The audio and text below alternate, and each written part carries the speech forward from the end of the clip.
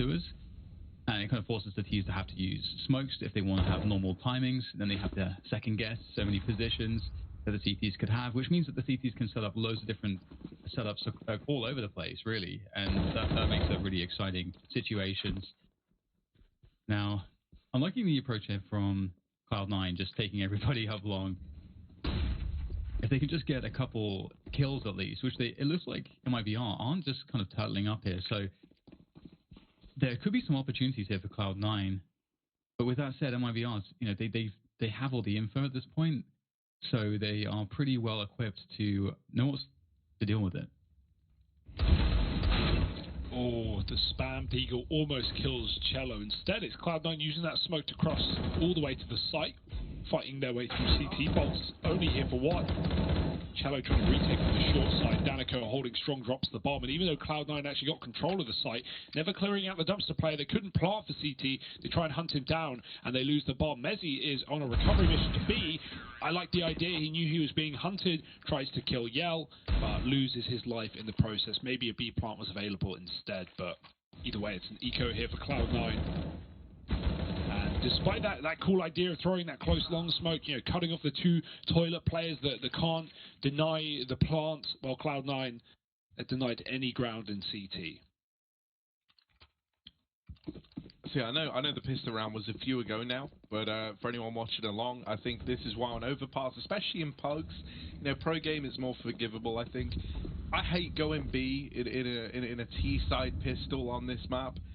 It feels like it's so standard nowadays to have, 1A early, watch, try and get info, and then you stack B under the idea that, if they rush, they're running into 4. If they go A, exactly what you were just saying, Dan, about how, because this map is kind of so long, there's a lot of area of engagement before you actually get to that A bomb site. There are ways that you can get that information at a pretty low risk and then rotate players around accordingly. I'm just never a fan of immediate B plays to begin an overpass game for that reason, right? We saw what happens. You run into a 4-man stack in a pistol round, you're pretty screwed if someone on your team doesn't have some incredible individual performance there. But now we have to buy around back in, and the Orbs ready to go head-to-head right away. Yeah, what's interesting here as well is that, MIBR opted to just hold on to a lot of their utility. They haven't really thrown very much at the start of the rounds. And again, oftentimes at the start of the round, you could see even 2 smokes, 2 or 3 mollies thrown in the first 10 seconds for the CTs. So instead what we got was Yell went for an aggressive pick towards Fountain. And that kind of does a similar job. It's obviously not quite as good, but it does create a lot of question marks for the Thieves because they have to think, okay, do they have a setup in bathrooms? Do they have a setup around connector? Is there something going around on long? And so on and so forth. So it does burn a lot of time, and they are still holding on to a lot of utility here. So MIBR are really winning the utility game, and that means that if Cloud9 try to set a piece onto a site, if MIBR know it's coming, they should be able to have a huge advantage just with the extra grenades alone. So really well poised here with this initial approach from MIBR. We'll have to see though if Cloud9 can just use the brute force and circumvent that. Oh, Cello, so blind. But the lack of gunfire has actually rewarded him. He gets away with that freebie onto Zeppa.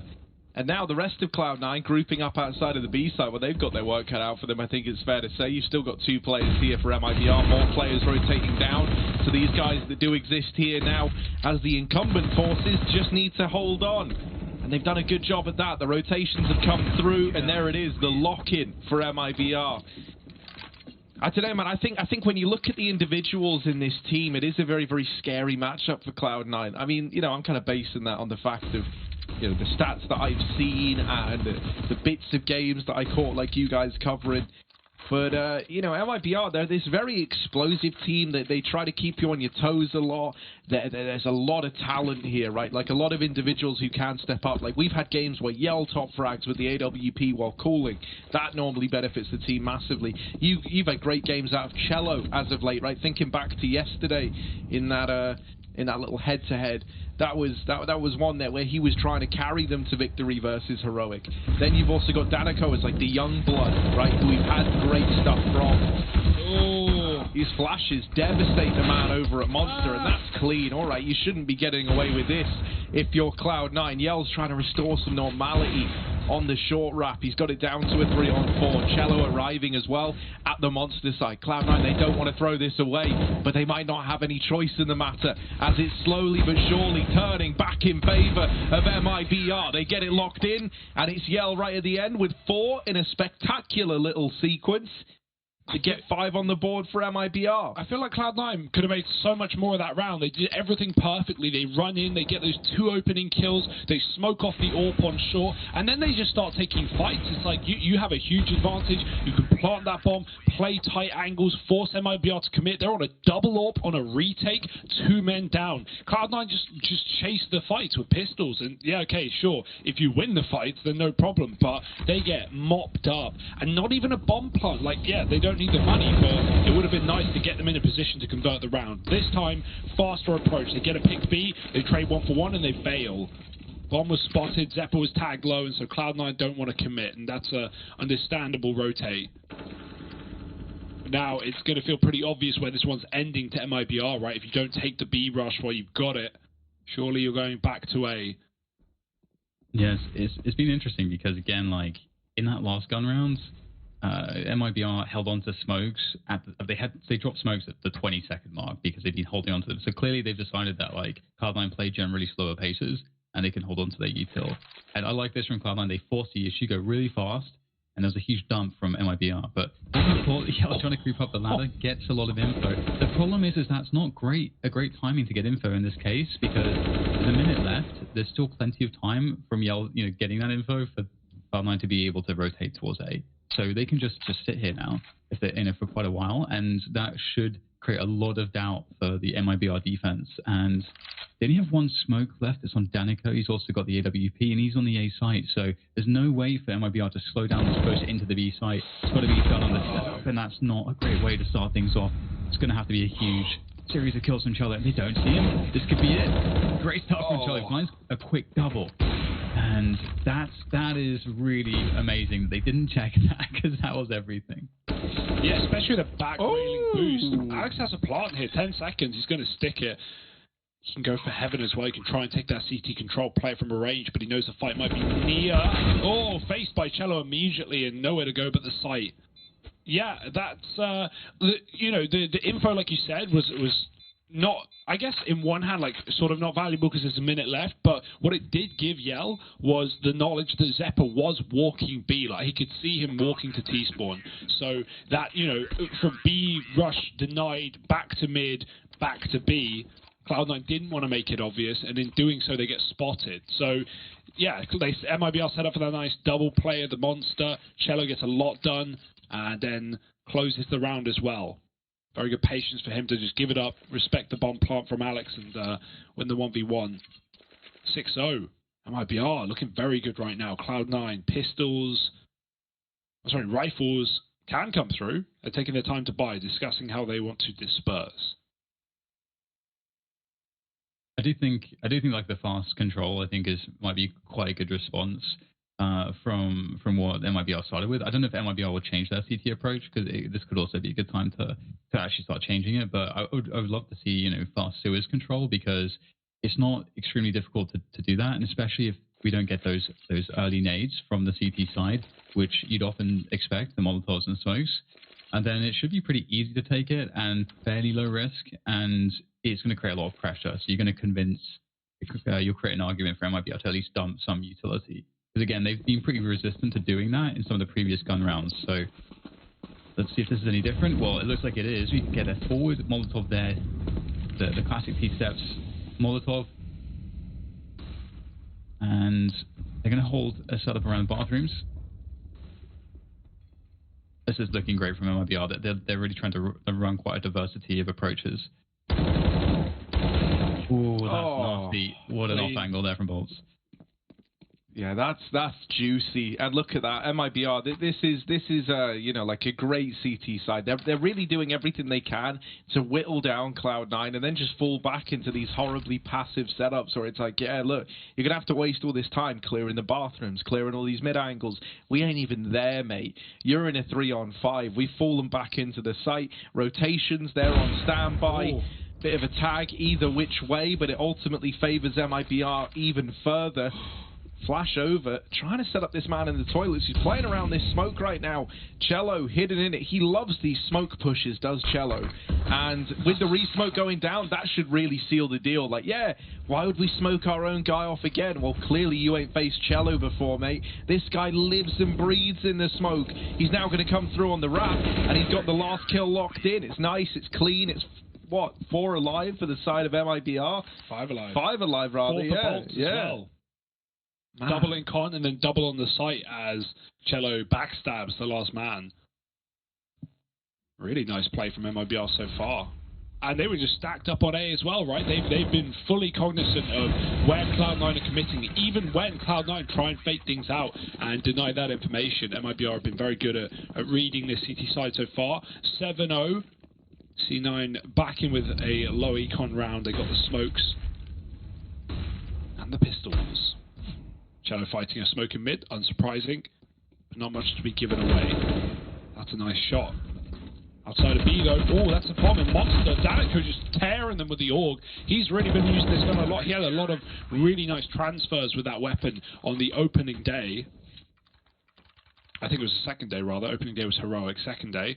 And yeah, like really, really talented player for someone who's relatively unknown coming into this team.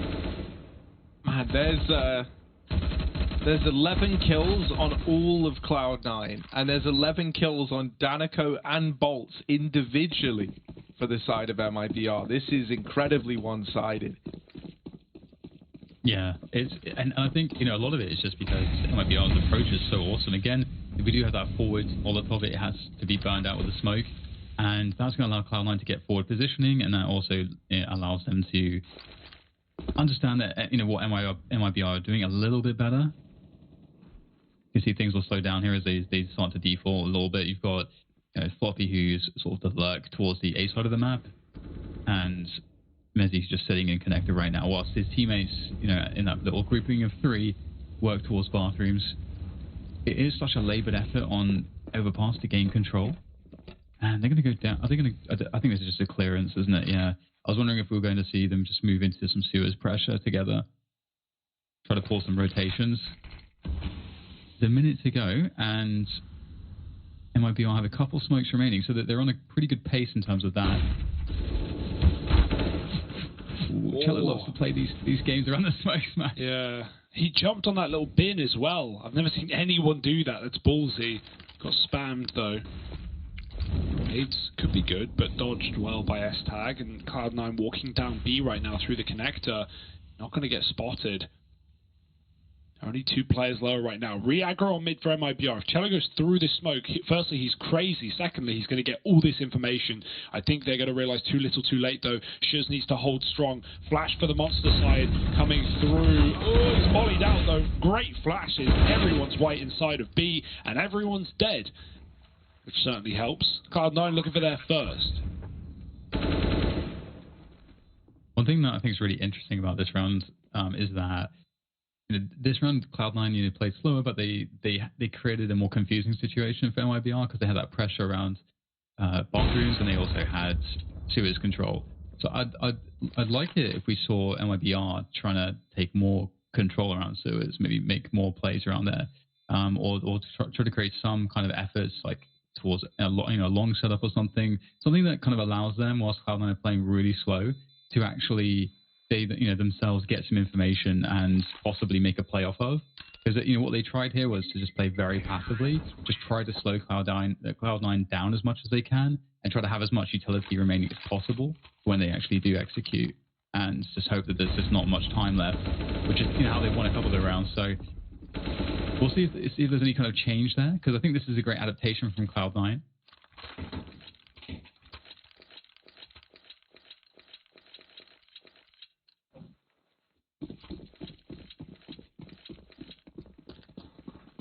Oh, yeah, so something else. You know, we were surprised by the vetoes in this, is that, like, we were sat here saying, yeah, this doesn't make a lot of sense as to how this has panned out. That's because, actually, I think they were backwards. And yeah, you know, happens to the best of us, you know. But, yeah, this is Cloud9's map pick. As it says on the screen, it got updated on all this, but just wanted to clarify for when we did the map vetoes. Yeah, it makes sense why they're not banning their best map. I was thinking, like, yeah, nuke out for Cloud9, alright, that's a weird one. Don't see that every day, ever, actually, but, no, yeah, it was MIBR banning it. This is Cloud9's pick, which therefore makes this 1-8 scoreline that much rougher, it would feel like. Here comes this push into the B site from Floppy, and he tries to go deep in, but he ends up going deep down. It's now niko trying to line them up. Only good for a bit of damage, and boltz is also brought down low, so he's calling for rotates, he's calling for help. Some assistance from this A bomb site, and they are arriving slowly but surely. The Molotovs slowing them down.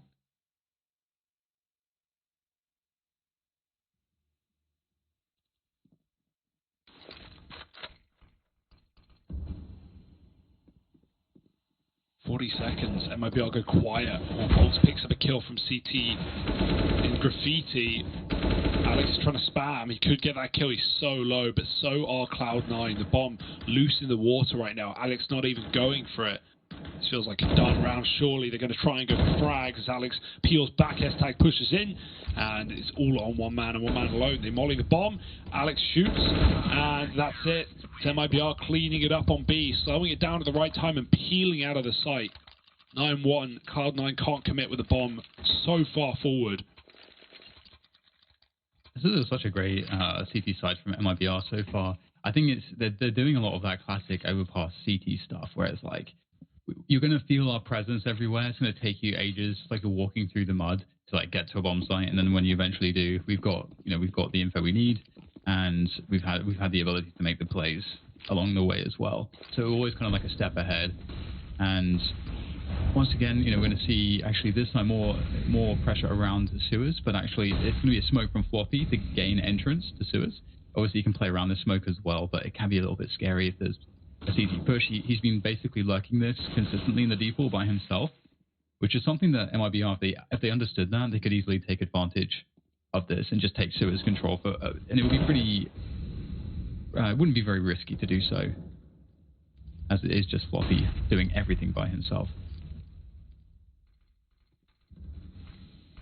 Yeah, look, they hear him down at short, and now they're getting more aggressive over here in middle. Cello so close to discovering Zeppa, and there's the swing. Zeppa caught over in mid. No one's able to get the trade, and that is a huge problem, man. Like, Cloud9, so often they lose a player, and then MIBR are allowed to fall back into these bomb sites and just play the numbers game, right? If you're MIBR, if you trade this effectively, you win the round. Like, that's it. That's the lock-in. So that means now you're hinging on someone on Cloud9 getting a multi-kill, creating this space.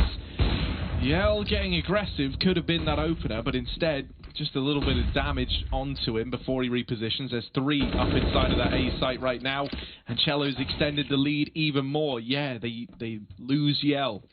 You've still got this double hold, still 2 players in B as well. And so as Cloud9 group up and try and move into this B bomb site, they've got their work cut out for them. They're still walking into a double stack. There's the first attention getting drawn into niko, and now they might not be ready for shox, who takes the head off of Alex. MIBR up to 10.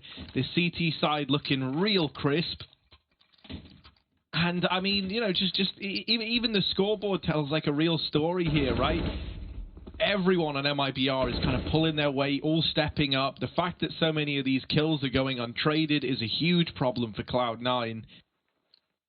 It goes from like bad to worse, it feels like, because they'll lose one, and then when everyone's kind of getting a bit hectic, rotating background to take up that position to make sure MIBR aren't doing anything cheeky, MIBR are always repositioning, getting away with, like a 2-for-1, which is great. Yell's getting pressured in mid. He's got to have a standout performance. They're all around him. Disappears in the smoke, and how's he still alive? He goes goes for the jump shot, but it doesn't connect. It's a little bit ballsy, and that ends up costing him his life. However, the round should still be a lock-in. That nade forces Mezzy forward, but he does get out of there for the time being. There it is. Shuz it short into lock-in that round for MIBR. And the dominance continues 11-1 over Cloud9. Honestly, it's like playing pinball right now, you know, like wherever Cloud9 go, they're just getting knocked between one site and the other, like running back and forth between connector. Oh, pushed out of A, pushed out of B. Nowhere is safe. Tic-tacs straight from the box. Damn. Things are going wild in the MIBR camp right now, and they are looking very, very good indeed. Nowhere is safe for Cloud9. Can barely get out mid. The AWP shotgun close in the smoke. Bolts is getting so many multi-kills as well. This is going to be very hard for Cloud9 to get anything done in 11-1. Yeah, this is definitely going to be a learning experience, I think, in some respects. I think MIBR have done a really good job in like mixing up the ways that you effectively play CT overpass. I think, you know, Cloud9 have a good overpass game, and a lot of it is their CT side, as it is for a lot of teams. So they need to get at least like a couple more rounds on the board to give themselves some chance to kind of do the same.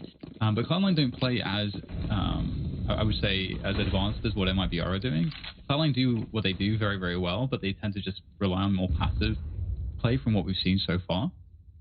So I'm kind of curious how that's going to pan out, if they have any other things they've been working on that we'll see. But yeah, 11-1, a comfortable scoreline. And again, it feels like MIBR just have such a good approach as a team right now. And they keep throwing different paces, different sets of utility at Cloud9. Sometimes they go for just dry peaks. So, you know, in that sense, MIBR are constantly surprising Cloud9, which in of itself kind of creates a delay, because you as Cloud9 are feeling like anything's possible from the CTs at any given moment. So you have to be cautious at all times.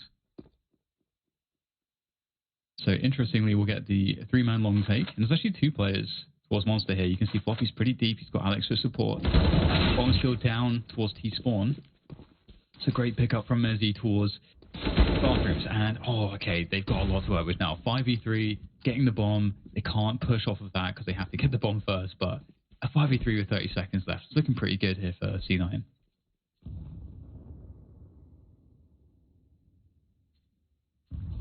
Yeah, surely this is a second round. That's what you're telling yourself if you're C9 at this point. You know, you need everything you can get, and you just got to get past one man inside of B. If it's not a big performance here out of SHC, it's probably just the save that Molly forces him out into the open, and Zeppa trades it right away. Now, there are these fast rotates at short. Oh, they're going to try to deny the bomb plant. There's the swing in. Oh. And while they get 1 kill on niko, it's not fast enough to deny that bomb. So Cloud9 do get that second. MIBR, you know, you understand why they go for that. The money is so good for MIBR that they can afford to soak that up. It was high risk, but high reward, and if they did deny that bomb plant, would have been the round.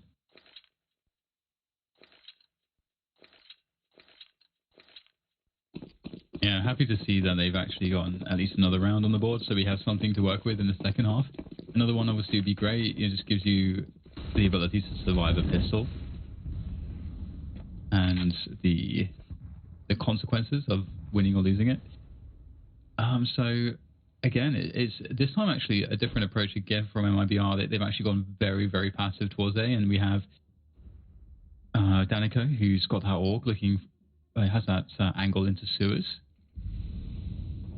Cloud9 have slowed down their default a little bit though, and they're trying to make it look similar. And MIBR don't have forward information, so it looks like Cloud9 could hit a surprising timing towards B here, because they're really going against some of those default timings, where at this point they still just have Floppy here by himself, but instead it's the entire team.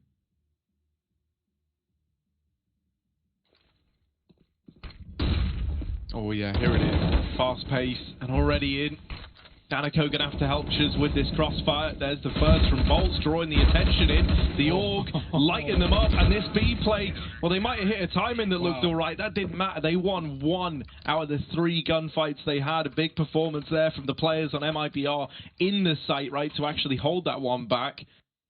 And you know, that's kind of a situation where we're trying to not telegraph the play, trying to just flash yourself in and go for the Hail Mary, really comes back to hurt them. You know, one of the reasons that last round ended up working was because they forced SHZ out of the barrels with the Molotov and into the open. You know, we would have been able to do a lot more, as we saw right there, if not mollied. And so they try to throw the Molotov in late. That means you've got one less player with a gun out. You know, you're trying to throw the utility once you've actually made it into the site so as to not telegraph it any sooner. And yeah, it comes back to punish C9. So great half for MIBR, already locked in. It can only get better. And they've already started this round with the man advantage to boot. Yeah, boot in the face. Oh dear. Curb stop as well. Cello, bolts, everyone finding frags. It's only Messi, and he's not long for this world either. 13-2 is Cloud9's map pick, although you wouldn't know it. Boy, oh boy, let's hope they can do something, anything, maybe a pistol in the second half, or this could be a sweep of a series straight to the playoffs. Join us in just a moment for the second half.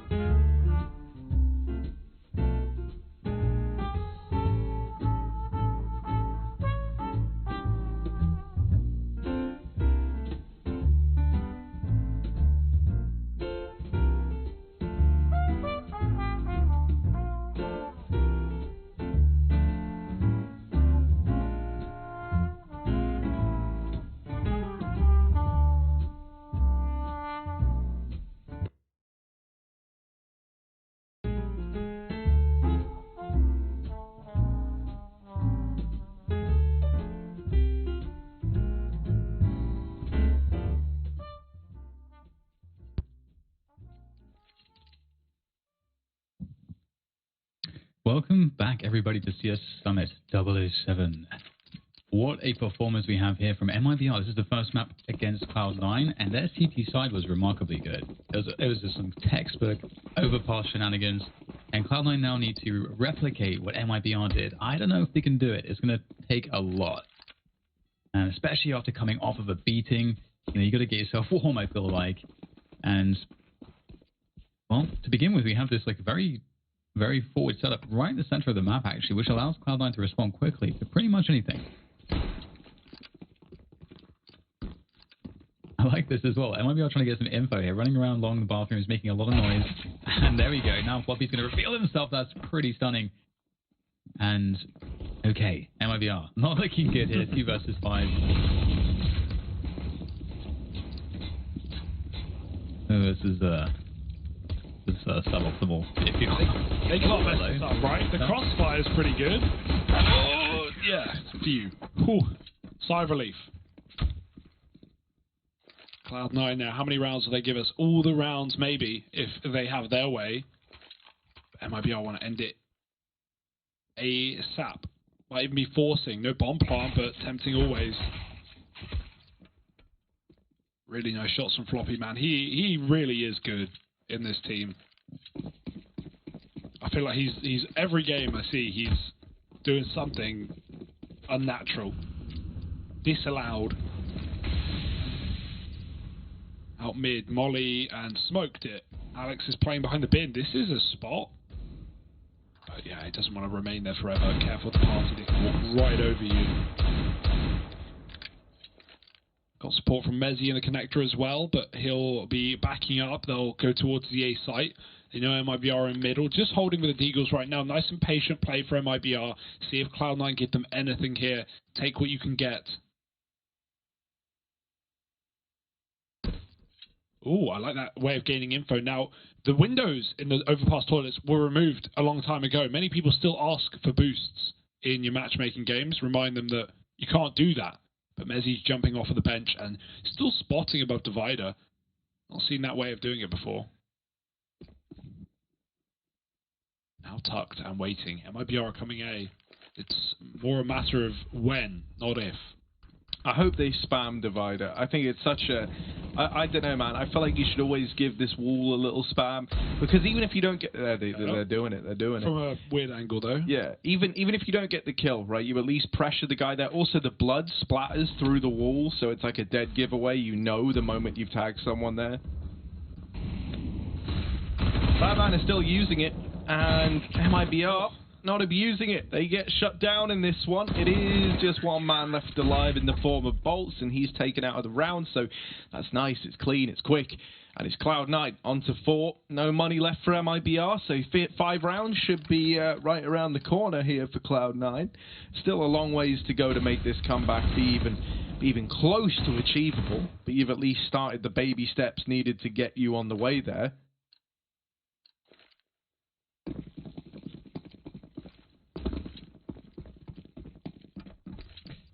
Right, so, I mean, one thing I want to look out for is to see if Cloud9 change anything on their CT side. But obviously, we haven't really run into the full buy versus full buy just yet. And this is a great start for C9 to just get off to a great footing in a game where they can't make any mistakes now.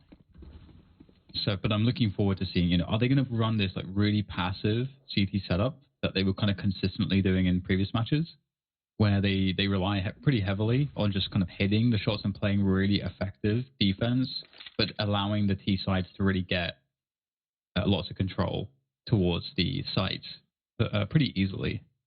And you know, we'll see if that trade-off works out this time for them as well. But for now, obviously, we have MIBR just trying to waste some time, trying to waste some utility, see if they can get another cheeky kill or two. Oh, hello. Denied. Denied. Where that came from. Oh, there's something for Yell, but surely can't grab the gun. They can aggro short. MIBR just delaying the inevitable. Look at Yell. He's flanking A. He's actually forcing rotations up because he's very loud on his run. And so Mezzi's got to move, even though the bomb is dropped. Monster. Shiz with a weapon. Oh, that nails this shot, but he is dead. Yell's just looking for a kill, and he gives away his position. Mezzi can just run. 15 seconds, no bomb. Oh, Yell needs to die. Yeah, he needs to die, and Mezzi will at least give him that.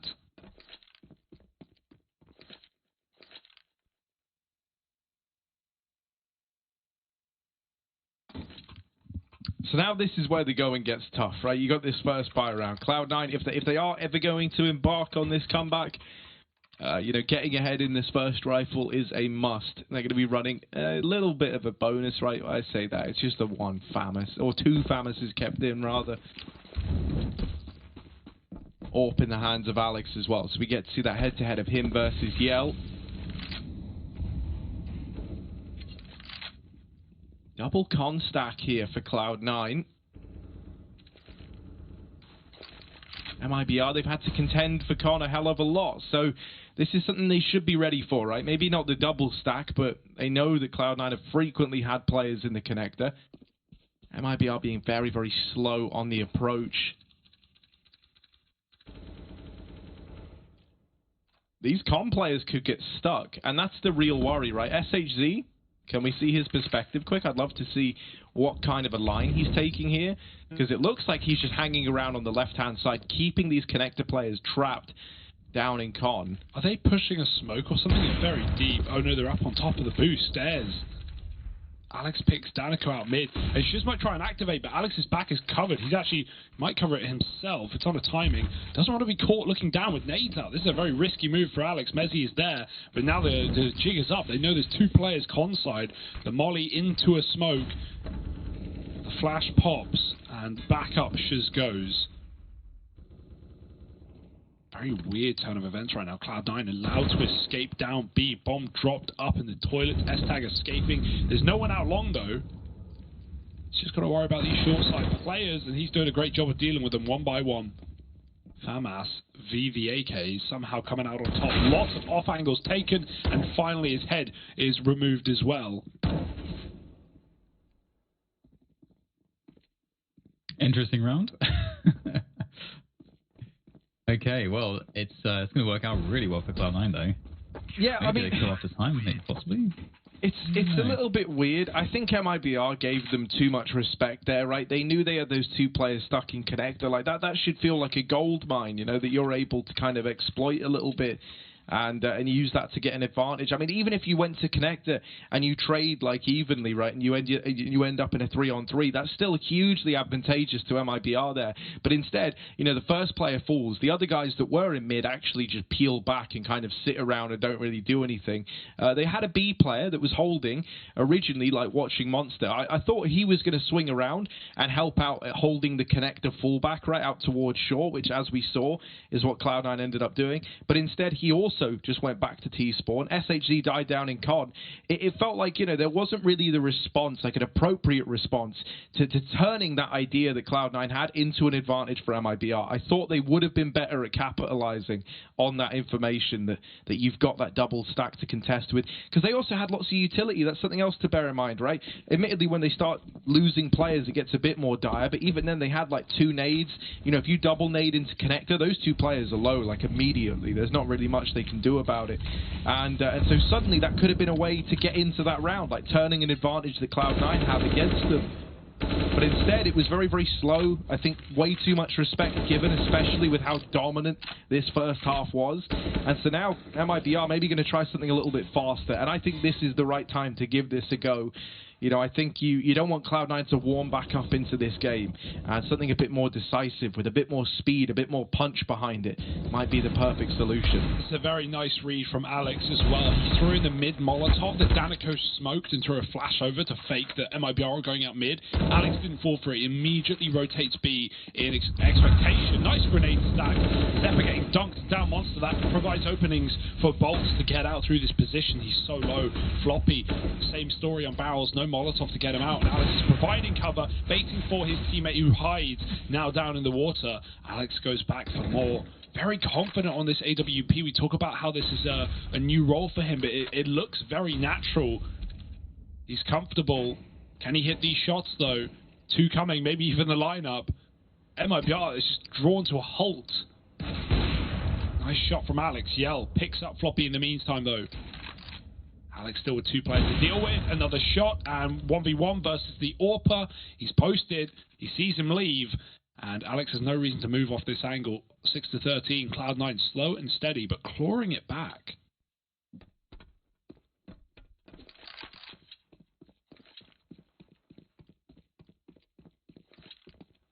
Alex has been really a revelation, I think, on the AWP so far. It's such a new role for him, and I think he's been doing a really great job. I think we talked about it. I mean, we've been talking about it constantly, I guess, because we're seeing Cloud9 every day, but it feels like he's really applied his own sort of style to it, like his own flair on top of, what does my team need, as opposed to really trying to copy any formulas. And of course, he's worked with some of the best AWPers in the business. Of course, most notably, zywoo. So he really understands, I think, the role and what it's capable of, and the different ways you can play it and around, your teammates.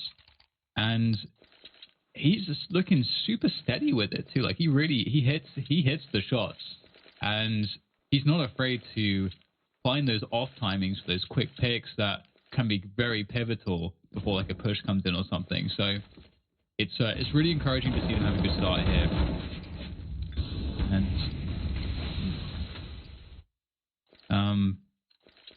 it's going to be interesting also to see whether or not MIBR can find some way to kind of get rid of the economy of Cloud9, because that's really what's going to be, I think, to me, once they can get the AWP out of their hand balance, they're going to be good to go. It's a great little push from Cloud9.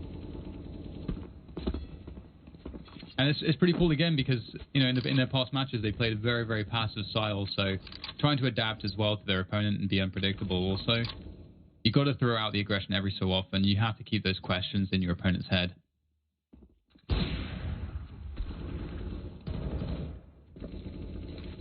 Ooh, well, going to try and attempt a B play, and they get past the first map, but not the second. Still two here to worry about. Zeppa and Floppy in at B, putting on a bit of a show and getting it down to just one man remaining. It's Yell again. Surely not enough for the AWP of MIBR. This would be what, his third save round in a row? He's getting out of there with it. Honestly, I think there comes a point where saving almost becomes harmful, right? Like, we've seen how the economy management for MIBR can sometimes get a little bit weird, right? That's been a reoccurring theme in a lot of the series we've seen them in, where it feels like they kind of starve themselves of money.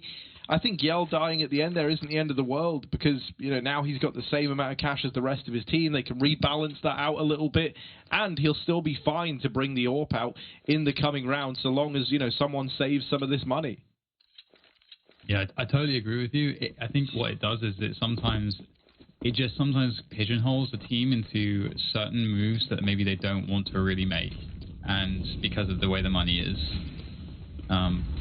Either way, we'll have a fast round here. The pistols are out for MIBR. They're going to be charging that B site, looking for that fast approach, fast trades. But, oh my god, so blind on the site. How is it not a kill just yet? There we go. Finally, we'll get an exchange of frags. But it is, of course, going to be better for the defenders. Cloud9 in a great position to succeed here. Zeppa, oh my god, he's mad. Absolutely mad stuff from Zeppa. Gives him an AK. Yeah. Signed, sealed, and delivered, posted into the hands of Yell. He's going to throw it out of there to his teammate. Shiz giving it a go instead. Yell lining up a flash. And, I mean, if MIBR win this round, oof. That would be a real catastrophe for Cloud9, but I'm not banking on it yet. S-Tag is still here supporting Alex. Messi up on the top. Alex sees Yell, gets rid of him. The AK is still in the hands of Shiz, moving into the same position. And it's a beautiful headshot. Short player gone, all on Shiz. He's got the bomb, he can plant, and they have to respect that. But Messi from above lays down the fire. Cloud9 deal with the pistols, albeit a little bit close for comfort. Man, one of the weird things right now is like MIBR are trying to play this really slow T side where they wait and see what Cloud9 are willing to give up. And if anything, it feels like the faster rounds have been better, right? At like not allowing Cloud9's aggression to find anything. And on top of that, I think the slow style that MIBR are playing, it feels very disjointed. Like a lot of the time, there's not really trade potential, or whenever there is, they keep getting mowed down in like some weird, some weird fashion where it's not quite panning out in their favor.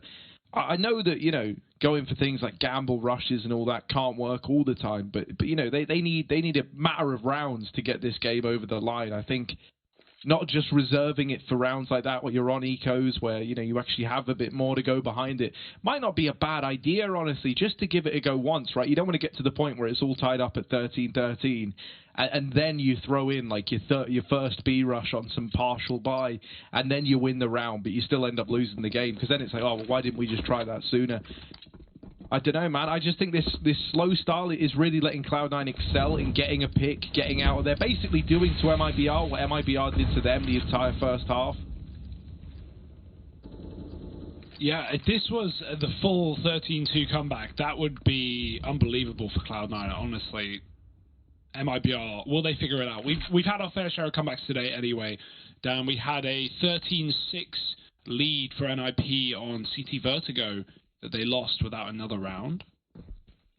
So 13-2 doesn't sound that unrealistic, as crazy as that is to say. Orp in the toilets.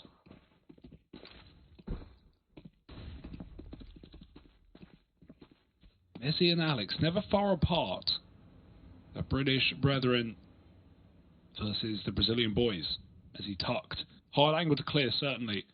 He goes a bit wider, sees the shadow, good spray, almost gets a second, but now he's in for a shot, Shiz as well. Players pushing into B desperately, Zappa deals with them, and this round has fallen apart. Again, Harry, we're getting very similar slow rounds, and MIBR very split. And now in a 2-on-4 with a player on either side of the map.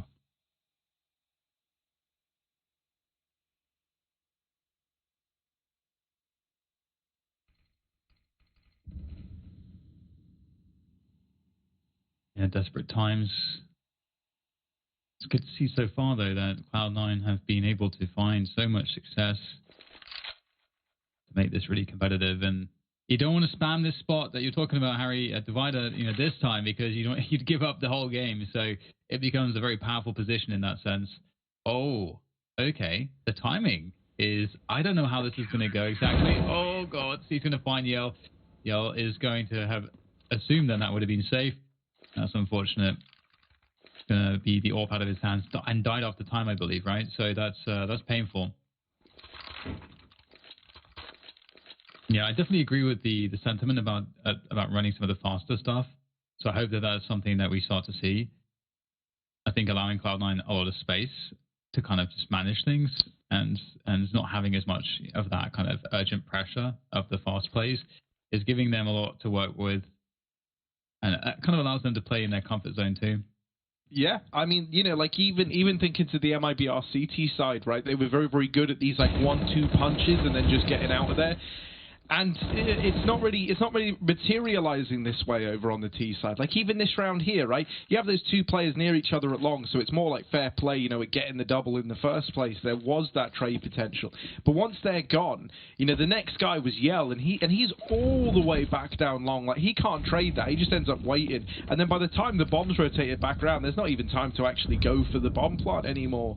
So this slow style is really punishing MIBR, and it feels like it's giving Cloud9 a kind of easy time at this comeback. Like they're probably surprised at how this is feeling, like just completely under control, not really tested at all. Oh, there's the opener again. No chance to trade that one, right? The smoke spammed out of the round. Cloud9 naded door and they boosted on top of the site, and S-Tag hits a perfect grenade and then combos it with a spam and kills Yell, even getting another player low who is running through the smoke. Danico leading up towards A. No info for S-Tag. He doesn't actually spot these players on the jump, but he will hear them calling for help from long. Mollied out, has to go wide for the fight, can't get a single kill, but Mezzi's position is massive. Will the long lurker be there in time? Mezzi not firing, shot in the back as he was grinded off the angle. Zeppa is already here, putting up a fight, dropping the bomb. And why does the bomb chase? I don't know. That could have been MIBR resetting or trying to plant, but Danico's given the package away. And this round's done, surely. Shiz 1v3, on for the 4K, mollied out, can reset, 30 seconds to do it. But this would be a blunder by Cloud9, surely. They've got everything going for them with the bomb so deep.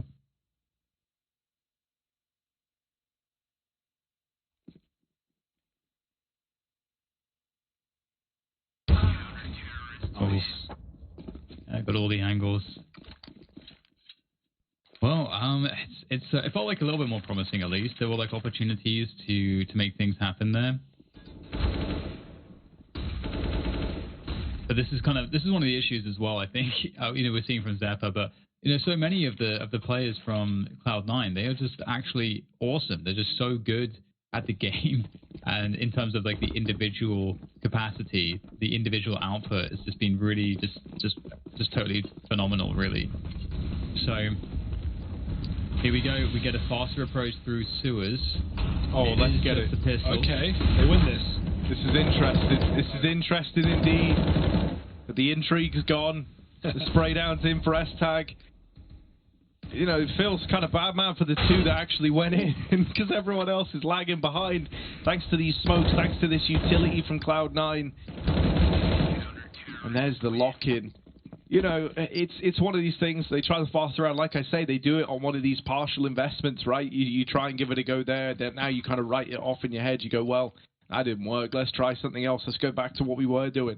You know, maybe we're just going to see one of these defaults again, but honestly, with the default in it, it feels like you're very much relying on the individuals that are taking these fights to be winning them, and in this second half, MIBR haven't. You know, a reminder, for anyone tuning in, you're probably thinking, oh, we have some sick, close Cloud9 MIBR game, been back and forth. Well, no, it hasn't.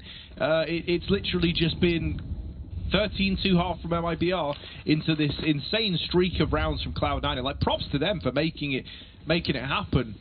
But I also don't think they've been challenged massively by MIBR just yet. Now that's a nice little nade stack to deal with Floppy. Here's this con wrap from Mezzi, and so finally we need a bit more of a kind of heroics now from Cloud9, as the pressure's been applied liberally towards this B site early in the round.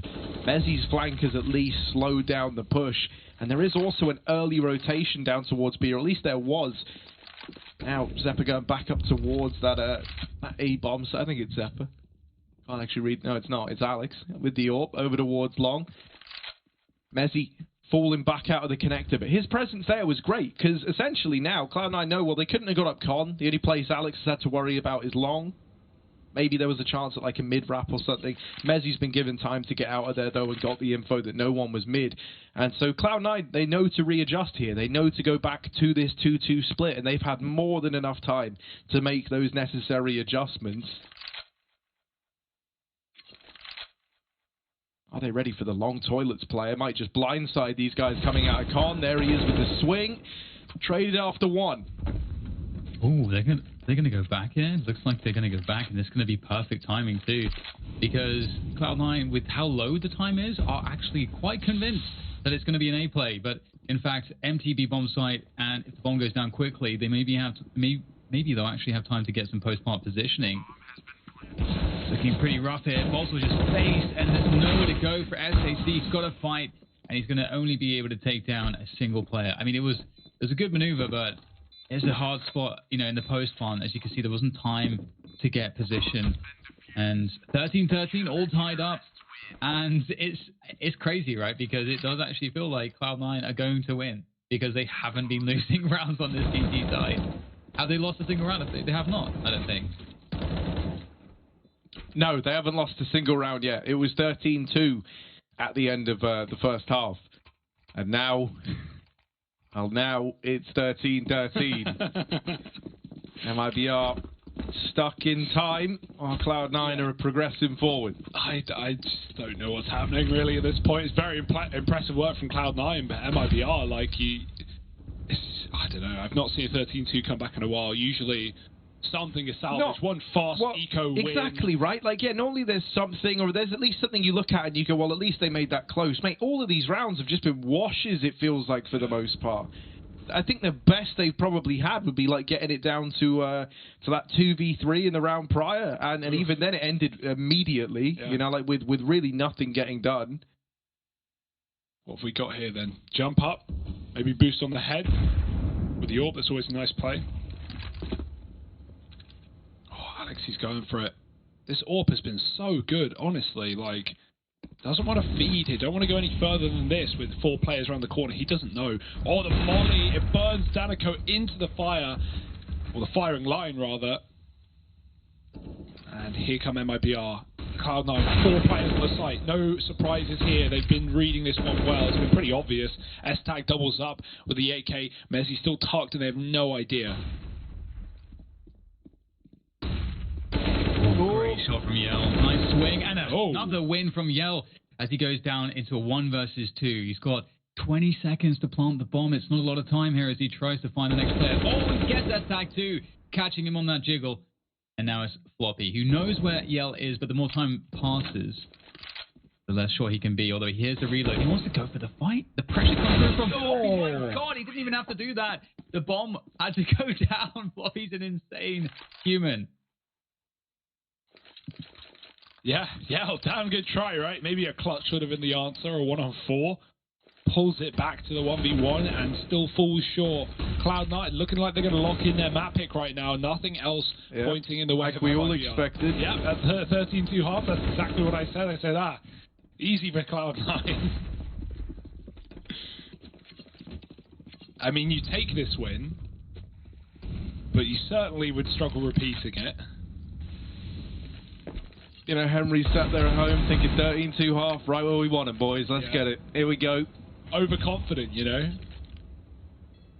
Well, don't worry. I can assure you now that any semblance of confidence has been obliterated for MIBR. All right.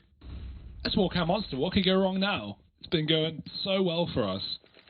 5 players. 3 here for Cloud9. Flashes in, Floppy drops the smoke, you play around the pillar, spray there, chasing him down through the Molotov, he hides in the smoke, they're so blind, bye-bye, and Floppy just pillar, round and round he goes, dropping the bomb, feels like I say that every round, and smoke shots to close it out. It's 15-13, Cloud9, not dropping a single CT-sided round. But is it the case that MIBR they just need their backs to be against the wall? Maybe that's all they need, Dad. Yeah, I love it. I love the. I mean, hey, honestly, it would be so Counter-Strike if they now win 2, take us to overtime, double overtime, and then MIBR win, and then Cloud9 win in overtime. No, at this point, who knows? That nade looked like he could have done huge damage, but they were actually trapped back by the molly. Okay, MIBR. Where now? Toilet smoke in. Standard setup. Alex along with the AWP. He's holding from the pillar, or from the flower beds rather. Mezzi's on the site. Yumping their way down lower. We got the boost on B as well. There's a swing off a flash. S-Tag setting Floppy up for a kill, and then he steals one right back from the boost. And this is just the game. It seems like 5v2. MIBR seconds into the round picked apart from the aggressive moves of Cloud9. And that's great. No fear from Cloud9 to make these plays, to take away the kills. They've got the confidence. They've got the score for it. Alex in the toilet. He could even take that knife kill, but he just wants to close this out clean as can be. No deaths today for Cloud9. 16-13. Easy does it. The flawless CT side after going 13-2 down at the half. That's just incredible, actually. The resilience for that grind. It just looks so pedestrian at all times. There was never, I mean, there was a couple clutch, attempts from MIBR, but ultimately, even though Cloud9 went down 13 rounds in the first half, they still didn't look close to losing. And you wrap your head around that one in the second half. Like, how does that make sense? Nah, but that's mental. That is honestly mental. And I've been pretty on board the MIBR hype train throughout this event, but I've got to say that was dismal in the second half, man. Like, I think one of the reasons why it looked and felt so easy was like there was never a moment where you were going for Cloud9 like, oh, it's all hanging in the balance now. Like they got ahead in the money, they were winning rounds cleanly. They never really got tested in that second half of play. So yeah, man, Cloud9 at least showing us they have the resilience to go on these reverse sweeps, which is always nice to see. And yeah, I mean, we still have more Counter-Strike yet to be played. So join us in just a moment where I'm sure there'll be more comebacks, more fun, and all that good stuff right around the corner. So stay tuned.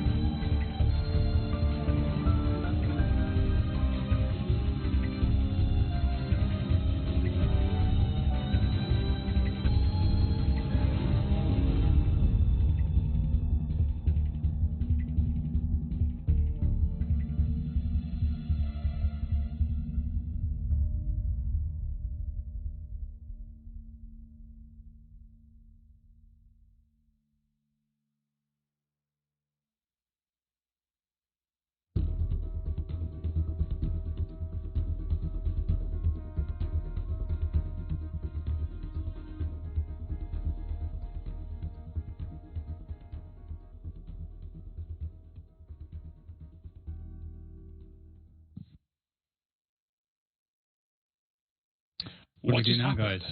Yeah. Great question. That was rough, wasn't it, man? Oh. That was just weird. I don't even like, you know, it was sick from Cloud9. I just didn't enjoy watching a game suddenly go to be so one-sided the other way. It didn't, like, you know, the first few rounds, it's like, oh, sick, they're building back into it, but then it just never stopped, and it's like, oh, wow, all right, so you guys are just going to do this to them. Stop, they're already dead. Yeah, MIBR had no solutions, and considering how put together their CT side was, how the individuals looked good, how I think the team play, above all, was just really there, like they were setting each other up with flashbangs, they were trading off of each other, it was all looking really, really good, and I was thinking, like, all right, this should be a dominant MIBR win, because, you know, it's just looking at how good this T side is, clearly they know how it's played, clearly they should have solutions. They had none. They had nothing. And, you know, it felt a little unfortunate, really, like the fact that they couldn't even find that one strat, like that one call where they could at least go, yeah, we made that round close. They just didn't have any rounds like that. And, you know, we saw some nice ideas, like these nade stacks and stuff to flush players out. But ultimately, you know, there's not really much to shine a light on for MIBR because, you know, while you put up a great first half, all anyone is remembering is that outside of those 13 rounds, you got nothing.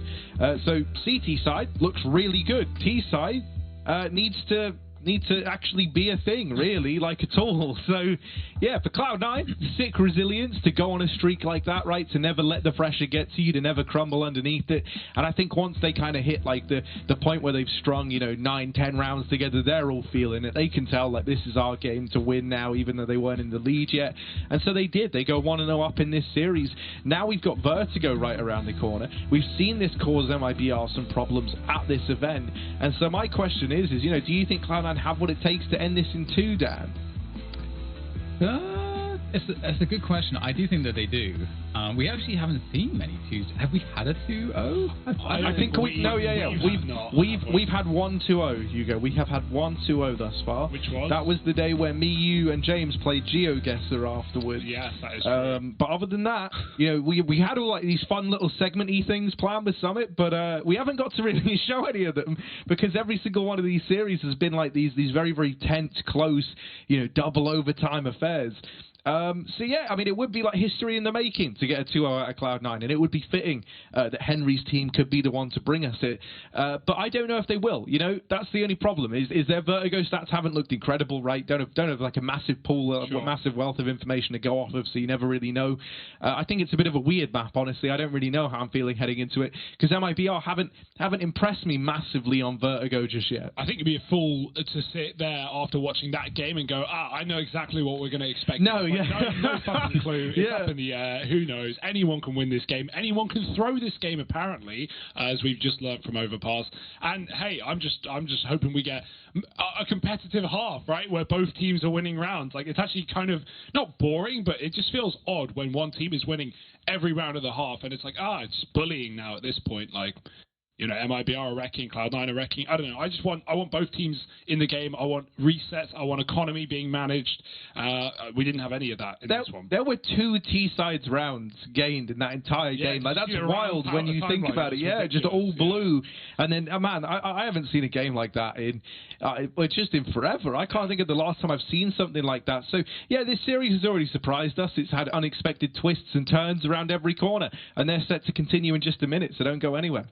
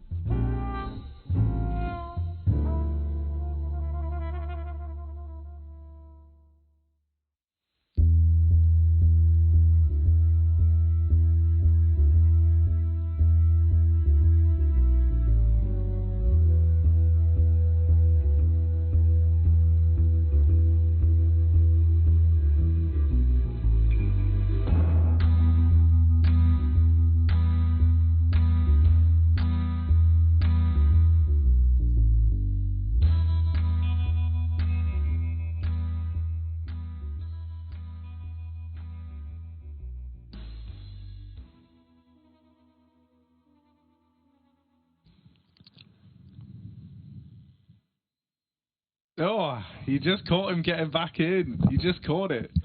Look at this. What are you doing, Hugo? It's a failure, Harry. Oh, nice, right, he's nailed that. So yeah, we just had a game of Counter-Strike happen, believe it or not. It was 13-2 in favour of the MIBR guys, and then everything fell apart. And also, you might notice that we have some new faces join us right here, right now.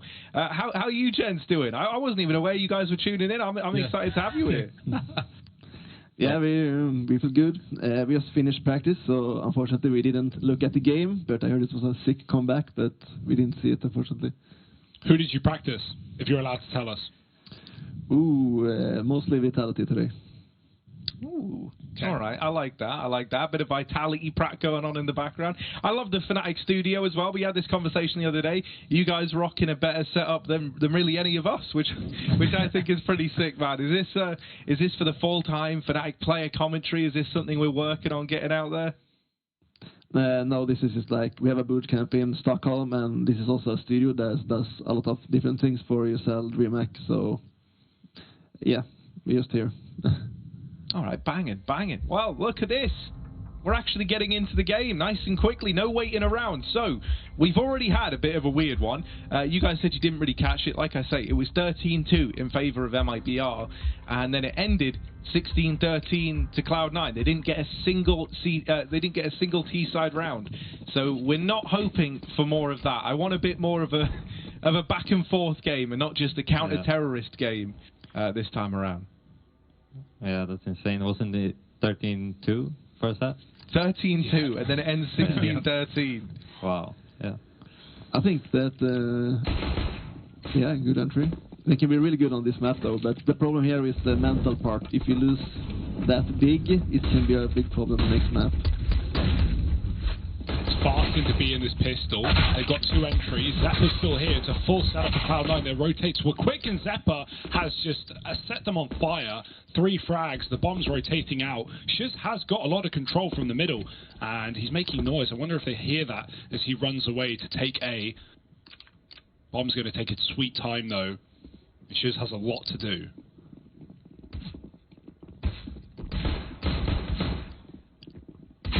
Oh! That's indeed. Oh, God, he's looking pretty scary right now. He's set Yell up nicely.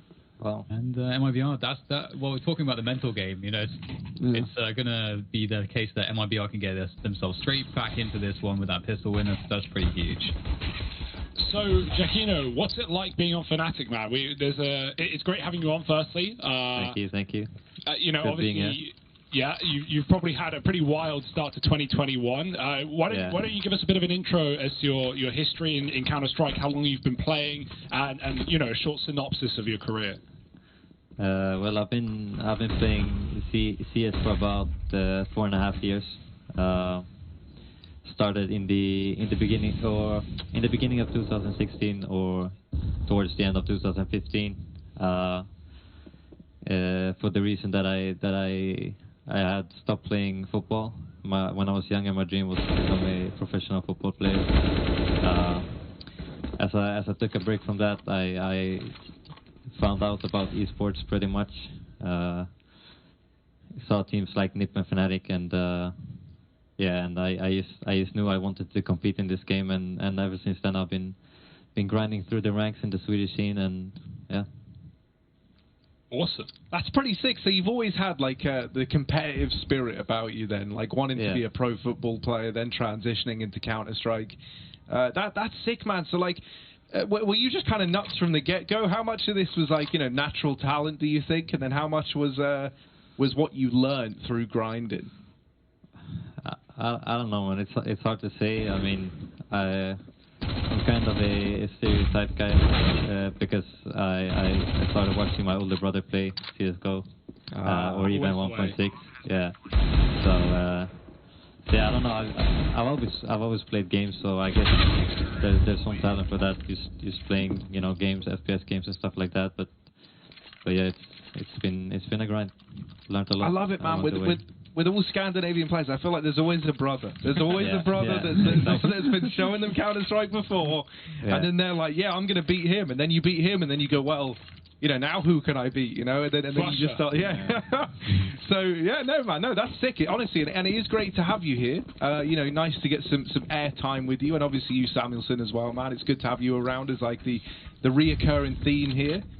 Yeah, I'm gonna do the golden part now. All clutch situations, like one kill that's good, and man. lose. One kill and lose. That is the tried and tested golden method. Yeah. Look at this stack. 4 on the sandbag. It's very cheesy, isn't it, man? It's just trying to like gimmick something with these USPs. They get away with one, you know, you'll take that, and now you realise if you're MIBR, like, yeah, probably we don't go there. And actually they do, mate. SHG just runs in the back line. So they could have just gone B, could have applied the bomb, but instead they hunt the kills, fair enough, 3-0. Now we have this buy around, now you're hoping things get a bit more exciting.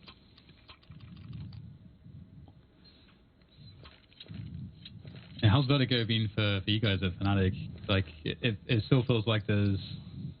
I mean, I'm not 100% sure how I feel about it. I'm happy to watch it these days, but I don't know how it is to play at the top level. I know it used to be frustrating because it would change a lot, but do you feel like it's a bit more stable and easier to approach now?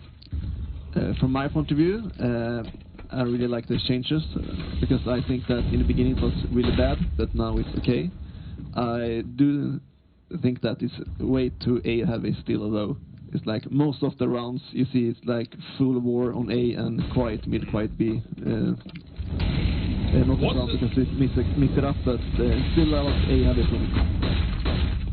Yeah, what do you think the solution is to that though? Is it making B more approachable, or is it making A? I don't even know how you would fix it, right, without completely rehauling everything. Yeah, that's the thing about that's the map. But it's 2 one-sided if you compare A to B. For me as I play, it feels like I don't know. I don't really think of the map of a way of being like unbalanced or too A heavy or something like that. I think it's just when a map first comes out, you're not familiar with it. Like you need time to find out the meta on how to play the map. And for me, right now, it feels like Vertigo could have been a map that's been here for like forever because it's kind of cemented right now in the scene. So, yeah, I think it's just about players, you know, finding new ways and keeping on exploring.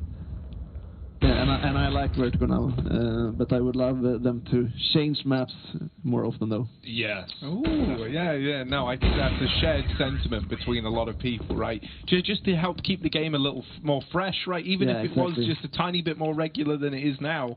I know there's a lot of like Cash fans out there that are wanting to bring Cash back into the pool. I personally want like brand new maps. I don't want to just see the same. You know, like we've had Cash before, and it's a cool map, you know. But I don't know. I feel like the current meta of CS, the maps that are popular are things like Nuke. You know, like Nuke was the most played map last year, wasn't it? So, and that was never the case before. I think these very tactical maps where you've got a lot open to you are really popular, and I think Cash has always been pretty aim heavy, in my opinion. Right? I don't know if that's something you guys would agree with, but yeah, I want new maps, brand spanking new. For me, it's not about the map, really. I just want a change because you work with the same maps over and over and over and over again. So Cash would work for me, but just the thing that they should change like each 6 months or something like that. So have something fresh, mix it up in the scene. Work with something new. It'd be so cool to swap them out swap one map out every major or even every year, or just whenever, please, Valve.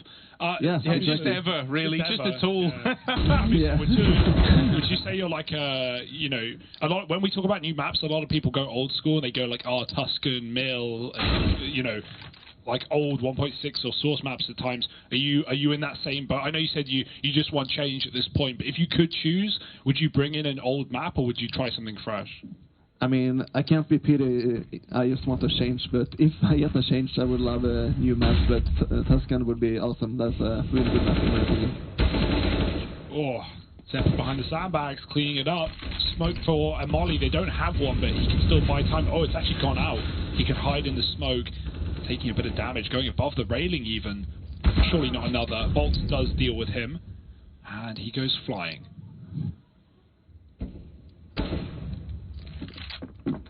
love the attempt there, just trying to do what he can with that smoke.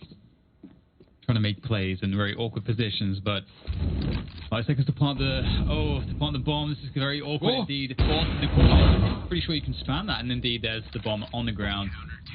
Round 1 by time. Really nice by Cloud9. Starting to come back into things. Alex has been really good on the AWP. I really am impressed with the consistency that he's been showing with it. It kind of feels like he's been doing it for a lot longer than he has when you watch him, with the confidence that he has and the moves that he's making.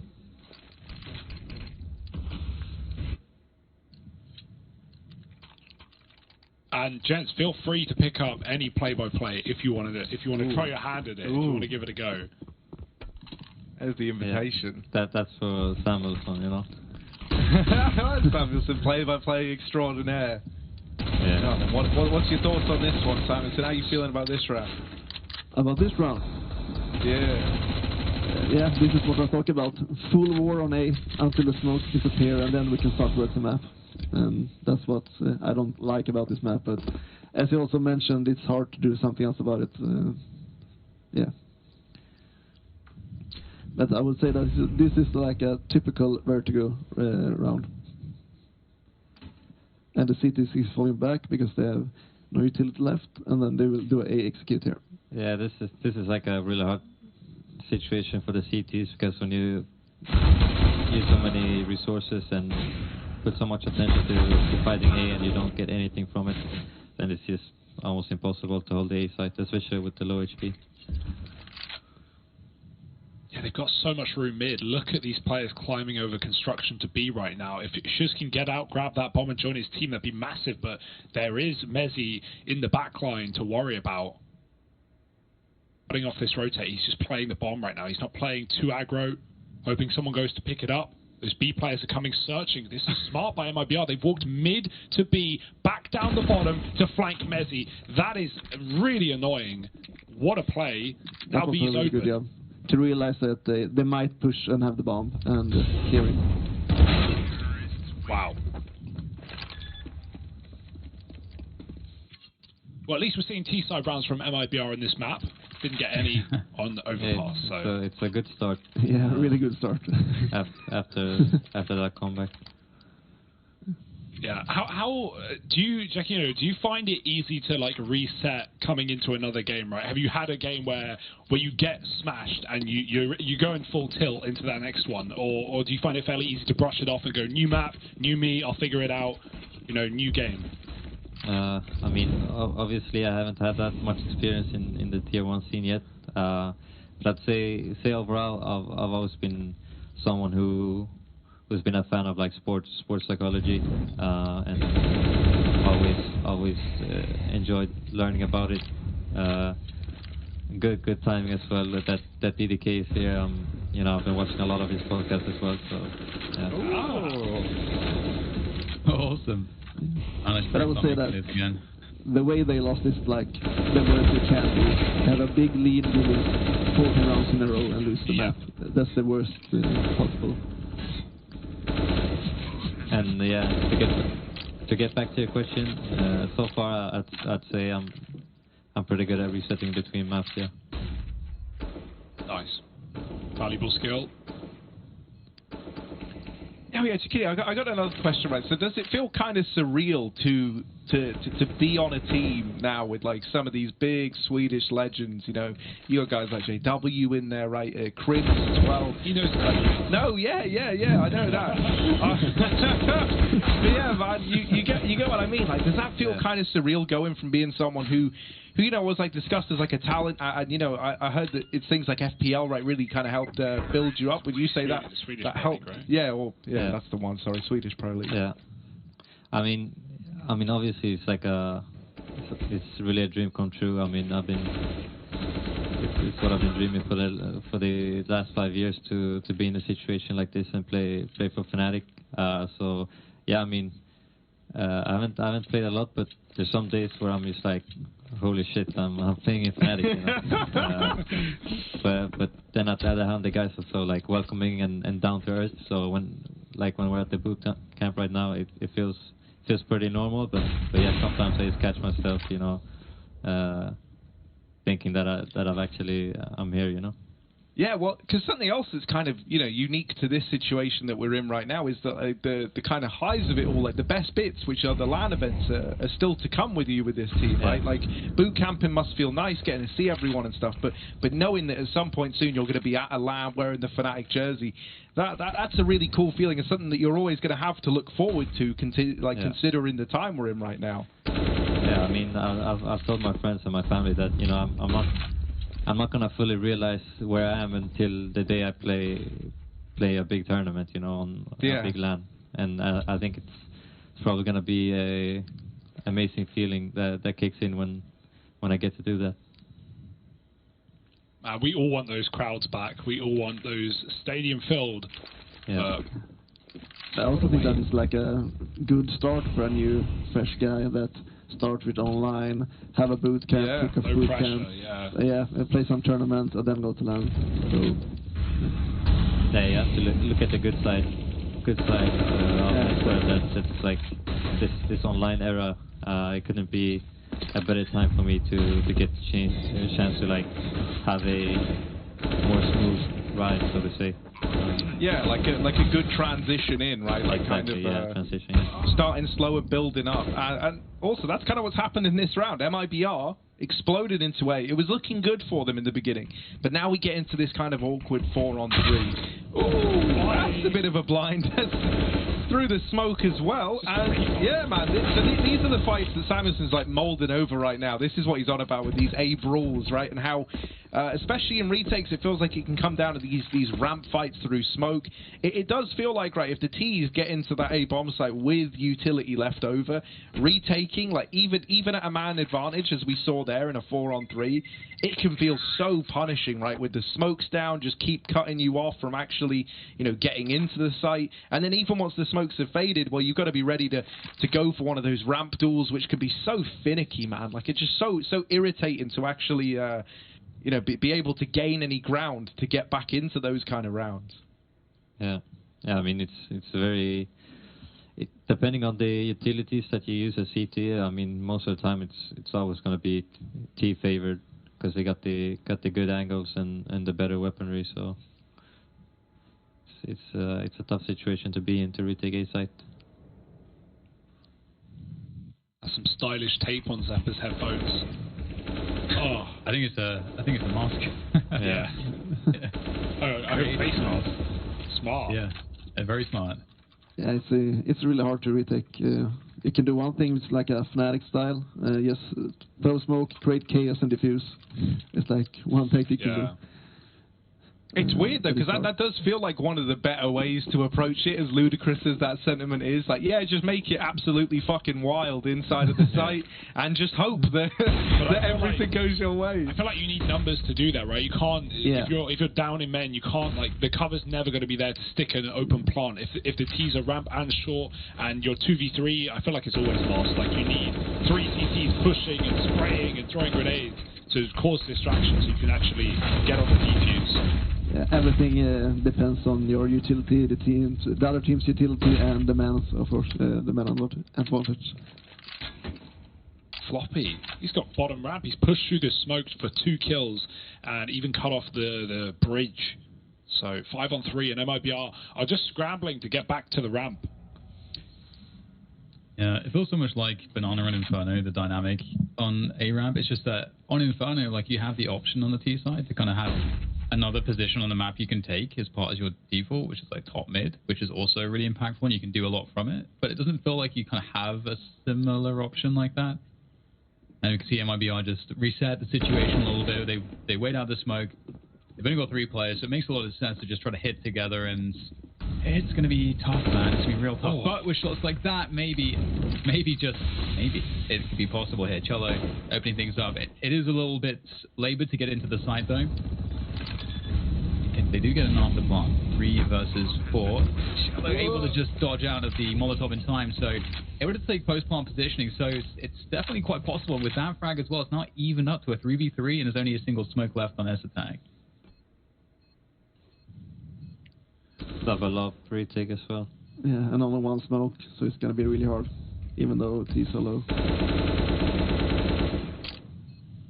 Ooh, Yeah, the orbs, right? That's a little bit problematic. Yell's even holding on to his over here. Oh, it's only the tag, and now he does get dealt with, but there's the spray to the bomb, and it doesn't matter because bolts will deliver from the short side. You know, one missed shot with that AWP, suddenly the AWP is dead. Second man runs through the smoke. It all gets a bit confusing at the very end, but that's an MIBR round, and yeah, man, I don't know how MIBR managed to sneak that one past the keeper, as it were. You know, they kind of push it, very little time left, not much going their way. They get that opening kill from Cello, and it's like the moment the bomb goes down, even in the 3-on-4, you feel the momentum like switch, right? They have the time to run back to ramp and short, and then they're ready with that horrible crossfire that you have to try and deal with.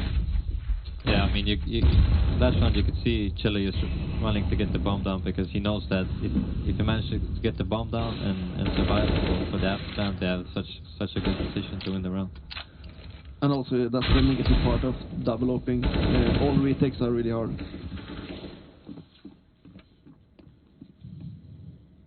This is a clean sweep though. 5-on-1. Ezzy in the sight. Hey, we're eyeing up another 13-2 into a flawless half from Cloud9. I can feel it. It's coming, all right? So all in good time. It's a nice little flawless round there, you know, to build up some more money. Not that MIBR are really worried about that at this point in time. You know, they're good in terms of the economy. That comes in handy, though. You know, like Yell's a very impactful player when he's got this AWP out, and maybe less so with the rifle, it feels like. So, you know, having that extra bank to reliably bring the AWP out, to not have to worry about like these ramp fights, the fact that Yell's able to excel there, it's a nice look for MIBR. Yeah, looking pretty good. Fast-paced, up-speed ramp, trying to get ahead of the nades, and pretty successful here ultimately, especially as HEC able to take down Floppy. Nice entry there from him. The repeats coming in from Alex. He knows he has to take down at least one player before they move forward, and he's actually going to whiff that shot. That's really unfortunate. I feel like that one shot from Alex could really have changed this round quite a lot. I suppose it has, and him missing it and going down. So desperate hit for Cloud9. I like that re-smoke though. It makes things very hard for Thieves to swing. They can often get spotted before they can see a thing. Eyes in the smoke. Boost coming up. Oh, they're ready for it. There it is. Yeah. I feel like someone just called that to Danica and they saw a jump and knocked out from the bottom. Yeah, I think in that situation, right, when they got the first 2 entries, it's like Cloud9 have been trying to hold the A side before, but they just can't hold the side and they can't win the retake, so they're like, okay, we have to do something, right? And maybe are ready for it. What do you think of these A-ramp boosts? Obviously, this was wood. It's changed to metal. You still get wall-banged pretty commonly. I feel like when I watch teams do it at this level, it doesn't work. Like, everyone's so ready for it. And if you do get spotted, we see exactly what happens. The bottom player just gets spammed out. Yeah. I mean, I think if you want it to work, you have to have like a really, really good plan behind it. You know, put some pressure somewhere else or kind of hide it in some kind of pattern. But yeah, usually on the default you're going to be spamming the walls and holding those angles. I've always wondered, right, so for CTs on this map, is like going for mid-aggression something that's ever too valuable? Because it does feel like, you know, the majority of fights are just either at those B stairs or at the A ramp, as you say, like that A ramp brawl. Is there ever much point to, like, you know, trying to get forward positioning as the CTs on a mid push? Against certain teams, I would say yes, because you can gain a lot of map control if you get to lower level. But it all depends, and I would say that most of the teams are really good at holding aggression from mid. Yeah. Yeah, we've had 2 rounds in this map where Cloud9 have walked ladder and pushed down. I think Mezzi did it once and S-Tag another time with Deagles. And both times MIBR have been watching ladder from bottom A, so they're at least staying aware of it. Yeah, I feel that most of the top teams are very good at doing that and punish you. Oh, I like this spot from Mezzi. Are they going to clear it? Oh, he's ducking down below. Oh, 4 players spam to the Deagle. It's a team kill in the mix as well, but he's done the damage. Yeah, he did a good job there. That's a situation when you're like, oh no, I got the Deagle, you know. Because the M4 is like 4 kills. Maybe maybe just maybe they can do something else though. They've got another creep through the smoke. Alex needs to pick up an AWP maybe, but he'll be denied. 2 versus 2. There's a decent amount of time here, so MIBR can walk around the map. But oh god, is that some? Was that just knifing the air there? So that's going to give a nice sound cue to SAC. Floppy's picked up the AK, and he is an absolute beast. And he has a smoke as well. Now he's picked up the AWP, is he? Okay, there we go. The AK for the retake makes a lot of sense. There's no utility really from MIBR. They have the single HE, so might be a good opportunity here for a Floppy for a clutch. He's pretty late though with no kit, so it's going to be hard. Yeah, he's walking so much because they could be pushed, but they're not. So I feel like if you don't get the first kill here for free, you probably just go back and save. Oh, nice. Okay. No time. Is it the one and traded? Is it the golden prophecy coming true? Oh, there it is. 1 out of 2 ain't bad. But there it is, right? 10 on the board for MIBR. That little flank back to A works wonders for them. They've done that twice now. Yeah, well, I was going to say, right, like, it shows that they have a knowledge of kind of where the purchase is at for Cloud9 as well. You know, like, just leaving, getting out of the danger, not taking the fights. The fact that SHZ has that aggro push, as Jaquino, I think, pointed out there, you know, it was really, really good timing, especially with the noise being made coming up the ramp, right?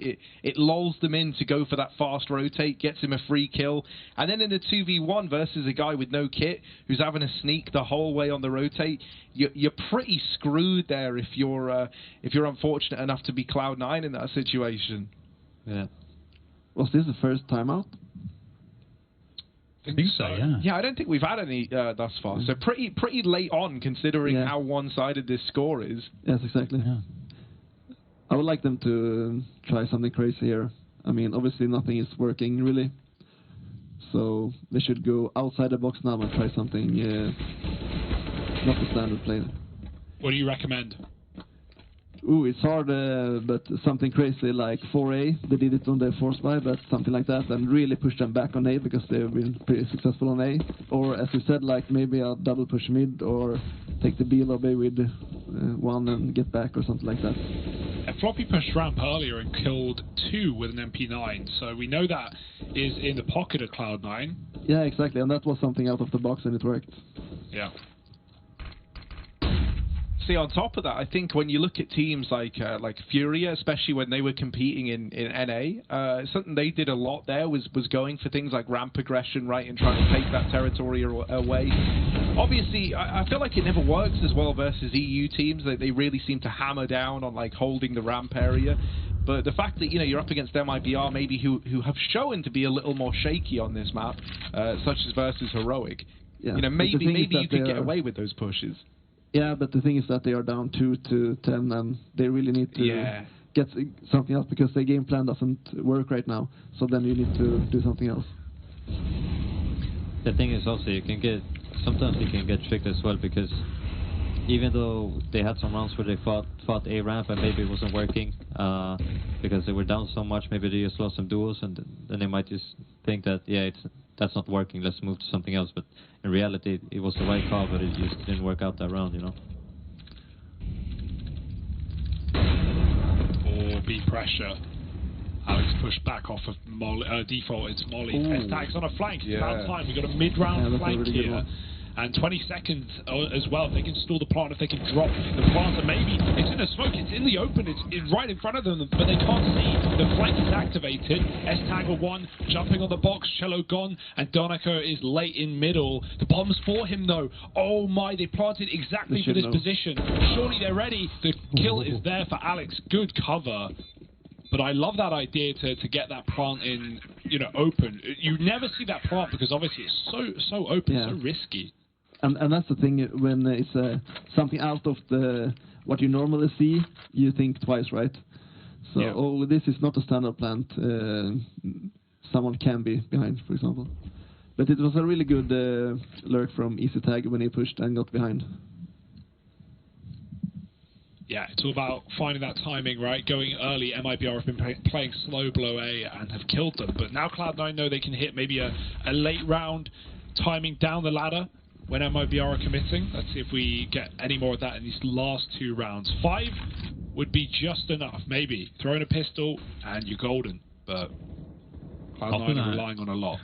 after that overpass game as well, where I'm just very afraid that we'll just get some kind of repeat of that. But I think that's really unlikely. Yeah. Imagine if that happens 2 maps in a row. That's not good for your team mentality, that's for sure.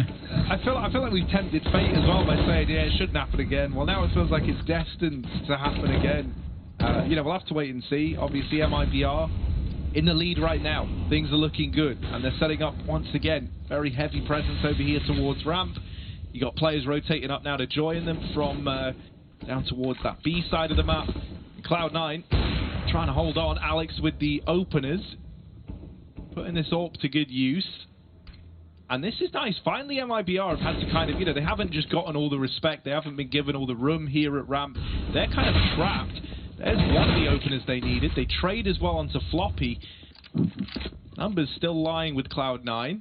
They want to get this bomb down, but these smokes are going to start to fade soon. And then it gets a lot harder to get into this site. Bolt's creeping in. That's a nice shot to Mezzy. You're hoping the trade comes through, and there it is from S-Tag. Just Cello left, but he's pretty good in these clutches. I wouldn't write him off just yet. How much do Cloud9 want to pressure him? They let him get the bomb down, but the moment he stands back up, Alex is there, ready to go to put 4 on the board for Cloud9.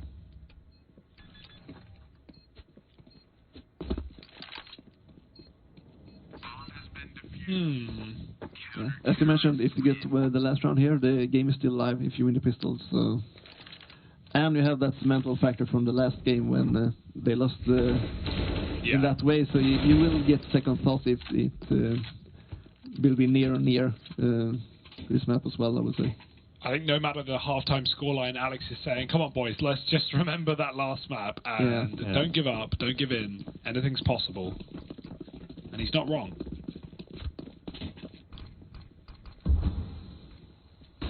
Alright, so typical stuff going on.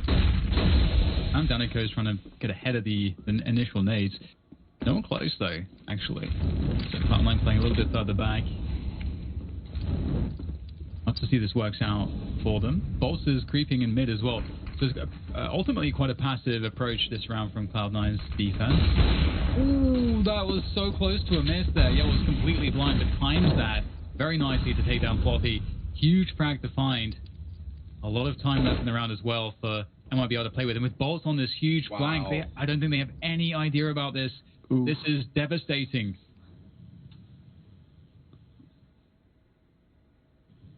And they just hold off. They could even rotate bomb, but they're just waiting for Bolts to get multiple kills, and they are right in front of him. Oh boy, he could double down here with ease. He's trying to find that second without exposing himself though. At a certain point you just take the kill and unleash the beast. Everyone runs in, Bolts doubles up. It's still Zepper at short, but players on all sides. That's a really well played round by MIBR. No way Mezzy has a chance here. 1 on 5. They've even mollied his entry. Yeah, it was a really good flank, but that's a round I feel like C9 did a really good thing, but got punished for it. It was perfect timing for that flash in yellow, but he was totally white and no-scoped him. So they did a really good thing, but got punished for it.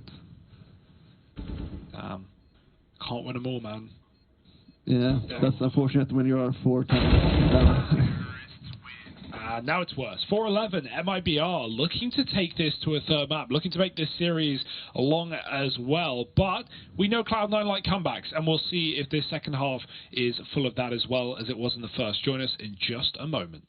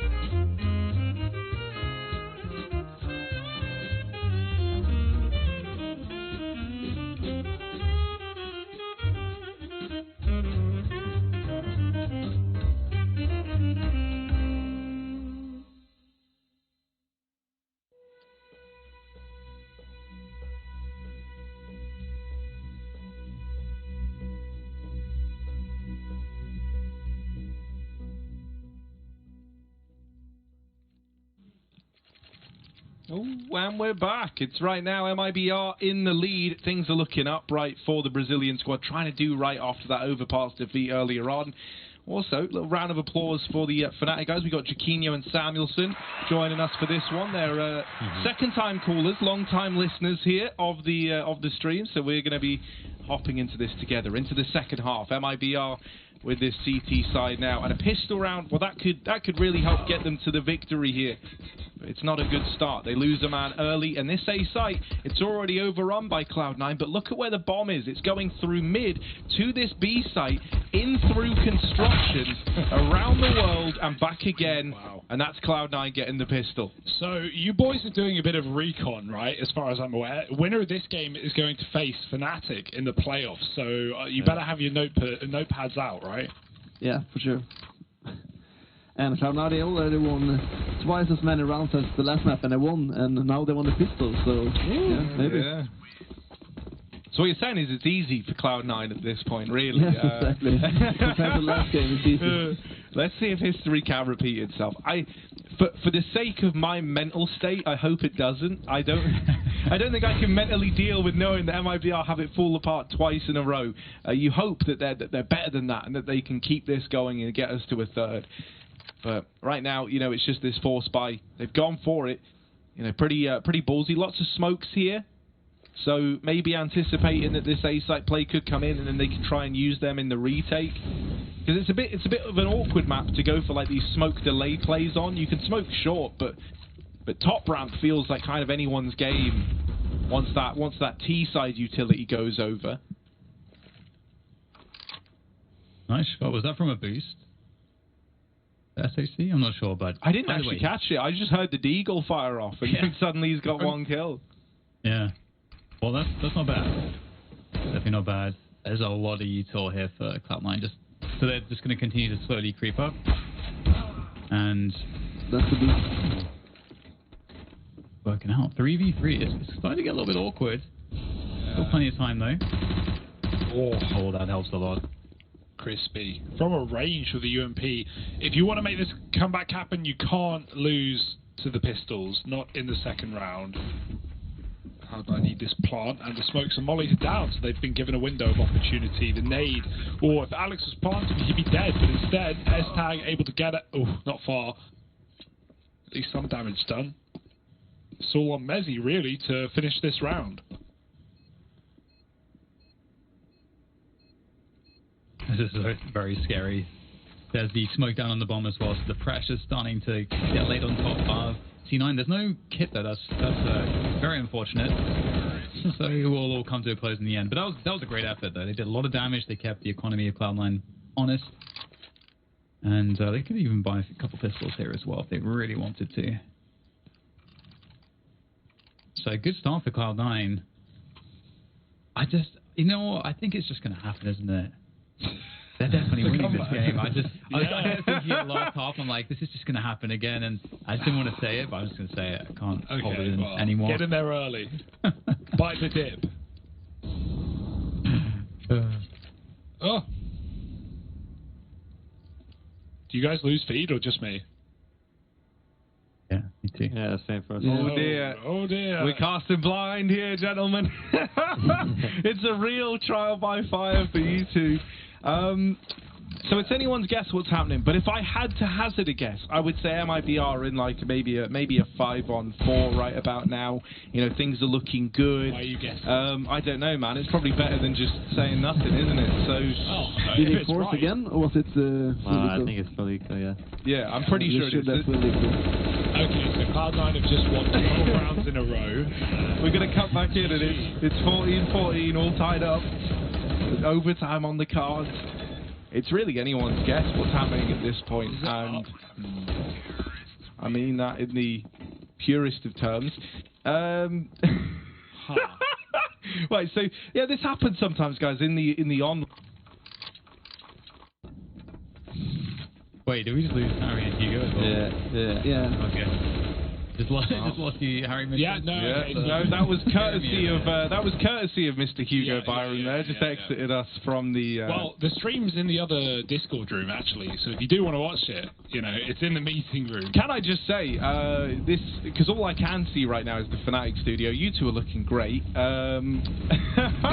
That's basically all I have to say on the matter right now. Hopefully we can get this sorted. I'm quickly raising the red flag.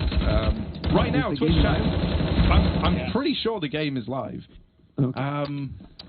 So yeah, right now Twitch chat actually have more information than all of us, and that's a pretty unique feeling. I mean, Twitch chat are like the collection of smartest people in the world, I think. Oh, it's back. Okay, yeah, we're back. We're back. Nice. Nice one. Jaquino got it fixed for us. Yeah. Technician on the sidelines. Oh, it's GG MIBR have won. So they won the full eco, but now they are in a bad situation. Ooh, but they catch him in rotation, so that's bolts Where's the out. bomb? Ooh, thin mid. Oh yeah, I didn't even yeah. notice that. Oh, that's rough. That's not good. We've got a Only molly one here as Molotov. well. Look at this. One Molotov. This will Look be at this really hard. situation. Oh, this is going to be hell. And now they realise Mezzy with the spray, but he's only good for a double. You know, they get it kind of close. They do some damage at least, right? They're going to force 3 reinvestments for MIBR. Yeah. That's a really important round as well from MIBR to shut down the first gun round.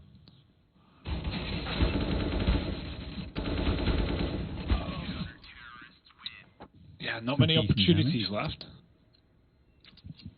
Cloud9 do have the money, right? The anti-ecos were fairly clean, at least the first one, or the USP one I imagine was fairly clean. I hope. You got money. Still just having a guess. Yeah, so I imagine it was, Harry. No AWPs though. What do you make of the AUG, Jaquino? Do you play the AUG much? Seeing that more and more. Yeah. I think it's a bit underrated still. It's a lot more situational, I'd say, though, since before. But yeah, I think I rate the gun pretty high. I have to agree, it's very underrated, especially on some maps. You can really use it. Yeah, I think train it's so popular on, right? And that makes a lot of sense, like considering all the long angles towards like outside. Even here on Vertigo, I think it's got its uses like at ramp, right? I think it's a pretty devastating weapon at the A site. Yeah, I mean, even at the back of B site, right? Like if you're holding the stairs solo, you can use the scope, and it's gonna be really hard for a lurker to come up and try to get it in. So messy. Niko, he's really good with that gun. The time's ticked though. Floppy just needs to stay alive. He's happy to force him, and he kills him immediately. Ooh. Floppy, the beast, wins the round on his own at the back of the site.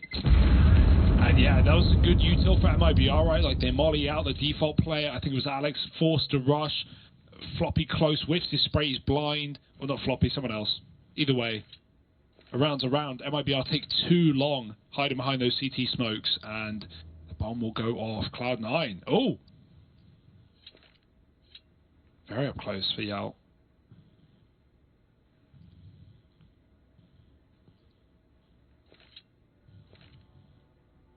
So maybe still on the docket for Cloud9. Maybe still a chance. A reset round to MIBR. Might push them to eco here. We'll see what their money's like.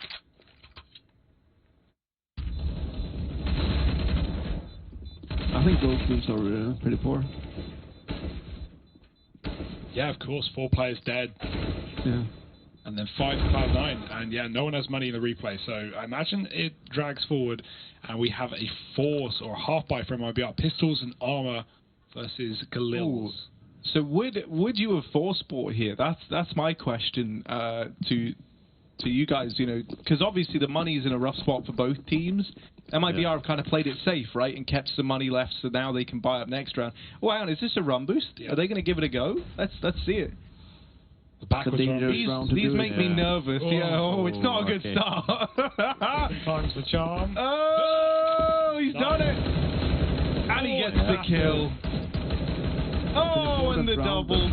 Yeah, good play, but really risky because they have so bad weapons. At Dreaming Masters, Astralis failed it in like back-to-back rounds, I think. Yeah, versus Big, right? They. Oh, hang on a minute. This isn't over yet. Look at this. How on earth did they pull it back? Oh, they haven't. That's how. It's all on TL. 1v2. Still winnable. Still doable. But only armed with the Deagle. And they are getting... Oh, I'm kind of trying to make it exciting, aren't I? But then Mezzy just ruins it completely. So 9 on the board for Cloud9. And the risky run boost pays off. It's happening, yeah, Dan. it really did. But they're still pretty poor. They killed 3 people, so yeah, I think it was a pretty good round for them. Dan, you're looking more right by the second, and I'm getting more scared by the second. Uh-oh. If they win this round, it will be really scary. Yeah. You got the AWP power. It's a big buy. Oh, I like the boost. Zeppa going over. CTs are crunching. They're sneaking into the fray. Shiz on short with the AWP behind him. Ooh, oh, that's a huge kill as well, especially given the fact that MIBR don't have as much utility as they would like, incendiaries and so on, really missing flashes, and so they're not really going to be nearly as strong in the retake or playing the slow round, and now they're down 4 against 5, so Cloud9, it looks really possible for them to get a solid reset in here on their economy. It kind of feels like it's going to come down to, it has to come down to some big individual moment from somebody like Yell here, although with that said, we do have Cloud9 moving towards that B site, and at least 2 kills. At least 2 kills here. Cello good for it though. Oh, he's everywhere. Oh, he's so blind. He's nowhere to play. Both spots mollied at the site. Bolts is only good for 1, and yeah, that's the round maybe. And maybe I might want to consider saving this orb.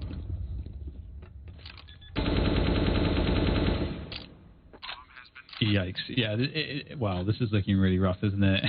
Yeah. The mental part is kicking in now for sure.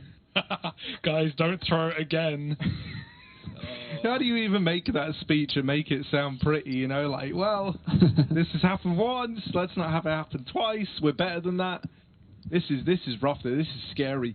Something I'm wondering for you guys, does the CT side feel quite punishing? Because it certainly looks like it would, right? Like, if you lose a round at the minute, CT side, even with max loss bonus, if you're not saving, like, let's say, really, I think the ideal number is probably 3 guns, right, to drop back around, then you get a buy. But if not, it kind of feels like Thieves get, like, 2-for-1 rounds, essentially, like, they win 1, then they're up against, like, a partial buy a lot of the time. I mean, it depends on the team. I mean, I think SMGs and, like, cheaper weapons can be really good, but you need to have a plan for it. I mean, but like fighting the A ramp with 4 or 5 players with just low guns could be really successful actually. But yeah, I like that idea. I like that, man. Because I think it's short, like the short side peak combined with like the top ramp peak, even with those SMGs, like just create chaos again, right? Yeah. That's quite like a common theme when it comes to holding down this A bomb site. Is like the more uncomfortable you feel, the more uncomfortable they feel, and then you can try and thrive in all that chaos with things like Mac 10s, Mac 10's wrong, MP9, Deagles. Yeah. Yeah. Some bomb sites utility is key, not the weapon.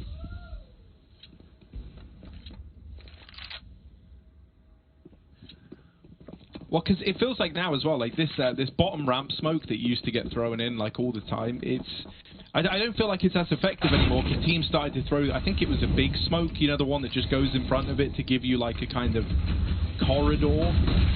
Do you guys are you all about that deep ramp smoke? Oh, hang on a sec, this has actually kind of gotten pretty excited. How on earth has this just happened? Alright, the kind of weak buy has gotten it over the line by the looks of things.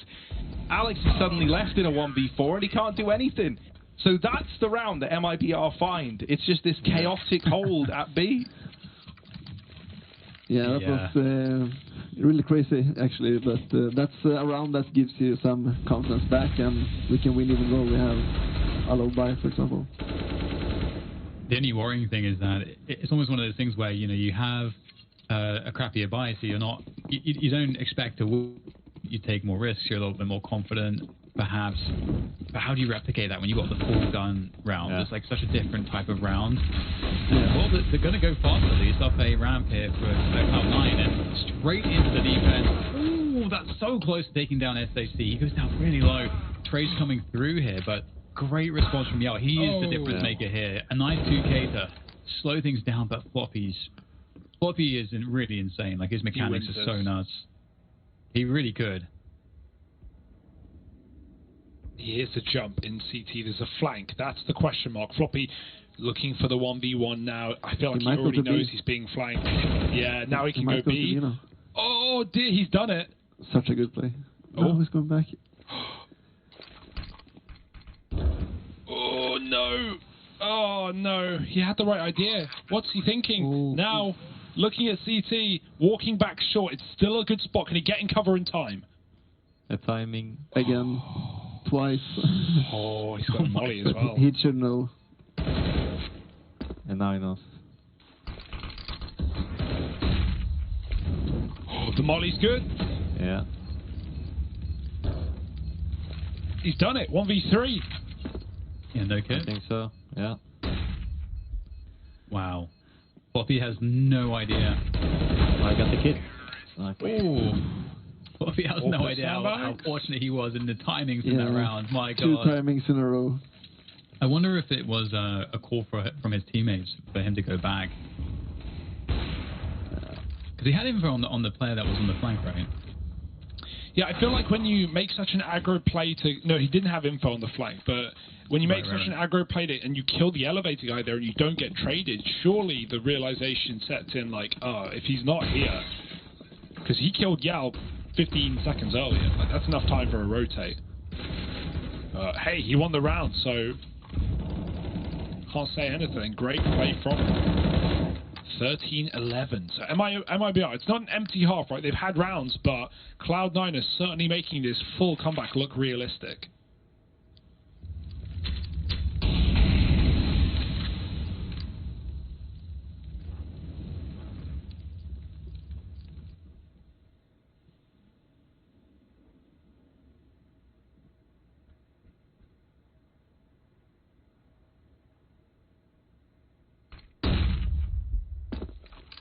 It's annoying for S Attack. I wonder if, yeah, Bolt's looking for info there. I think S Attack was able to dodge away, so Bolts didn't really get any info off of that. Okay, he knows at least 2 players have to be on these steps. Presence towards the A ramp as well, so a much slower round here from Cloud9. There's no utility remaining, basically, except a smoke for MIBR. So a lot of the pressure falls onto the individuals here in their setups, their crossfires. So many close rounds, so both teams are poor all the time. It's a hard situation as well from MIBR because they wanted to go for that B retake before with double Molotovs, but they didn't get anything out of it, so now they have no utility to hold the B site. So they're just gonna gamble towards the A. Oh, yeah. Hook, line, and sinker. Floppy may die. That might tempt them into the retake. They've realized they're running. They're buying the safe. Oh no. Good cover. As he's dead, Zeppa can't go anywhere. Alex is late, and they're going to headshot him out of the round. 14 for MIBR. Yeah, I thought that was a really good round from C9. Yeah, but, it was. But yeah, because they got the information with the B retake there, so they went for the. It was a perfect round to call the A fake as well. But yeah. Yeah, it was a really good round on C9 actually, and they bought the fake so much. All 5 players went towards A, and yeah.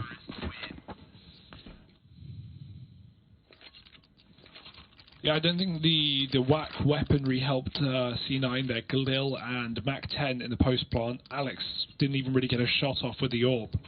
And Shiz is very quick at running back in and not giving them the space to get a bomb down and go back to the stairs or pick a spot. Just stuck in their place. And really bad by here. Not even 1 AK. Oh, they're gonna go for the run boost again, yeah. It makes me nervous every time. Every time. But it's worked again. It's worked again, alright. Bit more exciting now. M4 retrieved as well. I like them deeper than they're ready for. Ooh.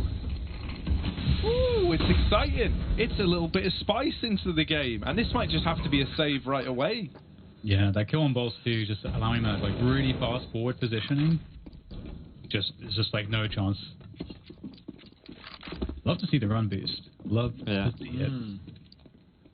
I really like that with the map actually, because it's really risky, but it can pay off. It's like a gamble. Yeah, I feel like we need, I wouldn't call that a skill jump in a traditional sense, but I feel like we need more skill jumps in this game. Like, remember old school Nuke, man, when you could fly up heaven and drop into the site? Like, on the mountain. Yeah. There's so many cool things that got removed. I mean, well, this one's more buggy, but if you remember Nuke, you know, 2014 Nuke on CSGO, where you could even, there was a box in the middle of ramp room, a big box that you could run boost off, and you could go, like, on these pipes above hell. I can't even explain it. The big yellow pipes. If you know it, the kind of like glitchy run boost, where like you weren't really meant to be there. No, absolutely not. For years you could do that. I did it in every matchmaking game I could. Same with the Nuke on 1.6. So many places you can jump up to. Yeah, I definitely agree. Like the element of movement, especially in professional play, is just amazing. But so especially like more modern games, we had this era for sure where it felt like developers just like didn't recognize that they only looked at movement as something that if it was difficult or had a skill ceiling that was high, that was actually like a barrier to entry for the casual audience, and that didn't add to the gameplay very much. But I feel like things are changing a little bit, and we're getting more games like now coming out where developers are realizing movement's actually super satisfying and actually can be really amazing and accessible. And I love to watch that. Good movement is just as good as like a one dig or something. Yeah. Yeah. And it's really hard to be really good at movement as well. I mean, there's different areas of movement as well. Like some people can, for example, like have good movements where they can do long jumps, but there's also some players who just like move around the map super smoothly without making any noises in different situations, stuff like that. Like pathing, right? Like not hitting walls, like the fastest path to a position. Exactly. This is a huge round right now. Cloud9, they were 11-4 down at the half. They're trying to pull the comeback. They did it 13-2 down on overpass. They won a flawless CT side. So my question for you, Harry, is this an overtime game? Yes or no? It feels like it could be, and if I know my Counter-Strike like I think I do, I think it's got overtime written all over it, if I'm being honest. Especially, you know, with this little double spray down coming in. This round now for Cloud9 is very rough, like very unlikely as well, and yeah, I mean, so it's 15 for MIBR. I don't know, man. I feel like this is the kind of game, if I ever had to pick one where I said, yeah, OT, this would probably be it. Because, you know, Cloud9, they've just gone on this huge streak of rounds to get here. Yeah. I don't know if you're going to get the instant back-to-back to close it out if you're MIBR. I don't know, man. I'm not liking it. If they killed like 3 or 4, they would have it. Yeah, it would have been way easier, wouldn't it? Just because of the money. Isn't this the point where they can say, surely Cloud9 can't make this comeback, and then they really come back? Yeah, you need to say that. Yeah, that's true. Yeah, the curse. Get the line. I mean, there's no way that Cloud9 are going to win this game. There is 0% chance of that happening. Oh, Zeppa just ran through a Molotov down to 7. That's kind of ugly. And now they even see Cello getting aggressive. Oh no. Oh no. I told you guys. Oh yeah. no. Yeah, no way they win this round. No chance. This might be a 3-map series after all. If MIBR have their way, only a few kills away from it. Which is the last map? Inferno. Good final map for this. Nice little spray there from Danica. 16-12 in Thieves. MIBR able to close it down against Cloud9. And I mean, that's a great setup for the third map, given that MIBR really, I mean, they should have won that first map. You know, all things considered, Cloud9 had an amazing performance to take it back. But ultimately, here we are, 1-1. The great reset. Yeah, you guys learn much for your upcoming game. Who do you think's winning this series from face value, right? Inferno to finish. I don't know. To be honest, I don't know too much about these teams on the Inferno. But I don't know. I feel like MIBR were really strong mentally, bounced back from that comeback from C9. So yeah, I'm gonna have to go with MIBR for the last one. Well, let's find out. I mean, we are going to be throwing over to a break, I think, and then we're back with the third map of Inferno, the culmination, the last team to go through to the playoffs here for CS Summit 007 in just a moment.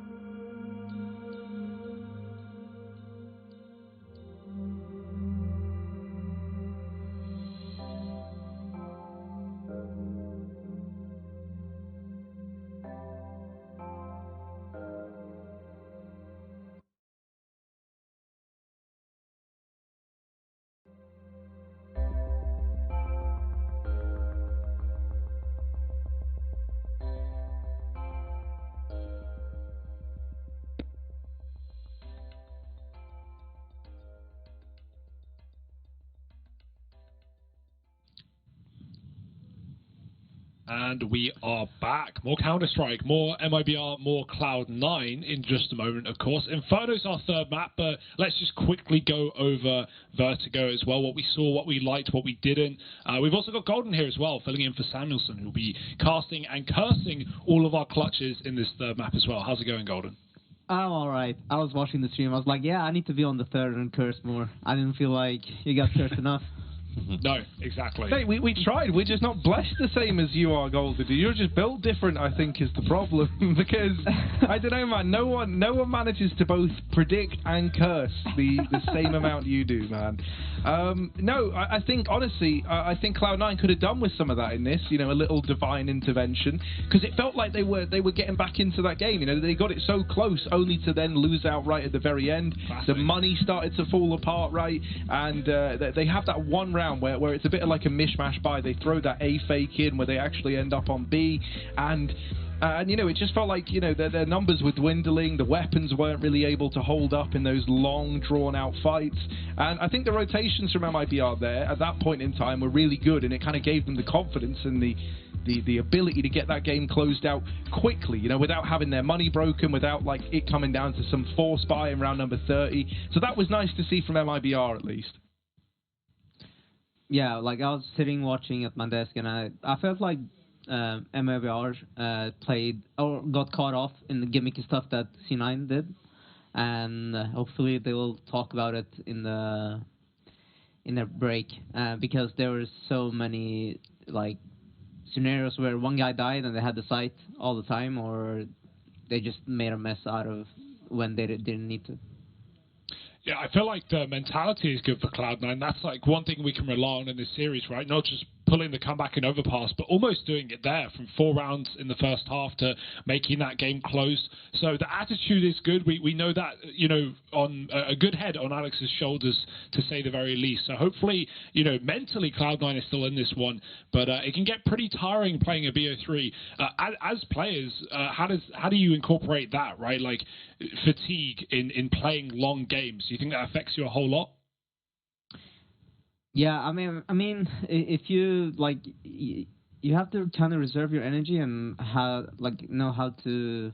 You can't get hyped all the time because, you know, you will destroy yourself in the end, and just like try to keep calm consistently throughout the match is the way to go. And if there's a very long game, and then you really need to step out of your chair and go for a walk. That's something we always do. Good advice. Dan, how are you feeling about this third map? I think this is, I mean, we just had the bet wheels there, and it was like just totally even for both teams. I kind of feel like that. I really don't know who's going to win this game. I think MIBR surprised us a lot with how good they are coming into this tournament, and I think the same can be said for Cloud9. Alex in a completely new role, a very young team in many respects, but they've been playing really well also, and their individual level is kind of insane. So yeah, I have no idea, honestly, absolutely no idea which way this one's going to go. So it should be, I think, the perfect finish for this best of 3. Well, we will be finishing it in just a moment. We're going to throw to a break. We'll be back in 3 minutes with this culmination and the final team to go through to the playoffs of CS Summit 007. So stick around. Inferno is coming soon.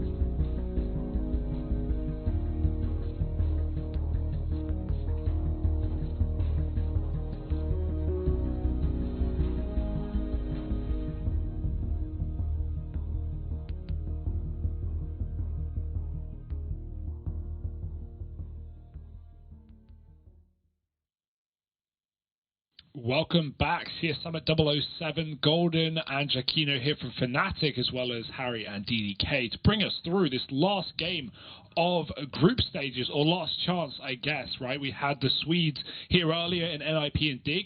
NIP took that one as well, and now we find out who's going through to face Fnatic in the playoffs. So this is certainly a nice feeling for you guys getting to, you know, not just watch, but dive deep into the matchup that you'll be facing up against, obviously, coming up tomorrow, I imagine.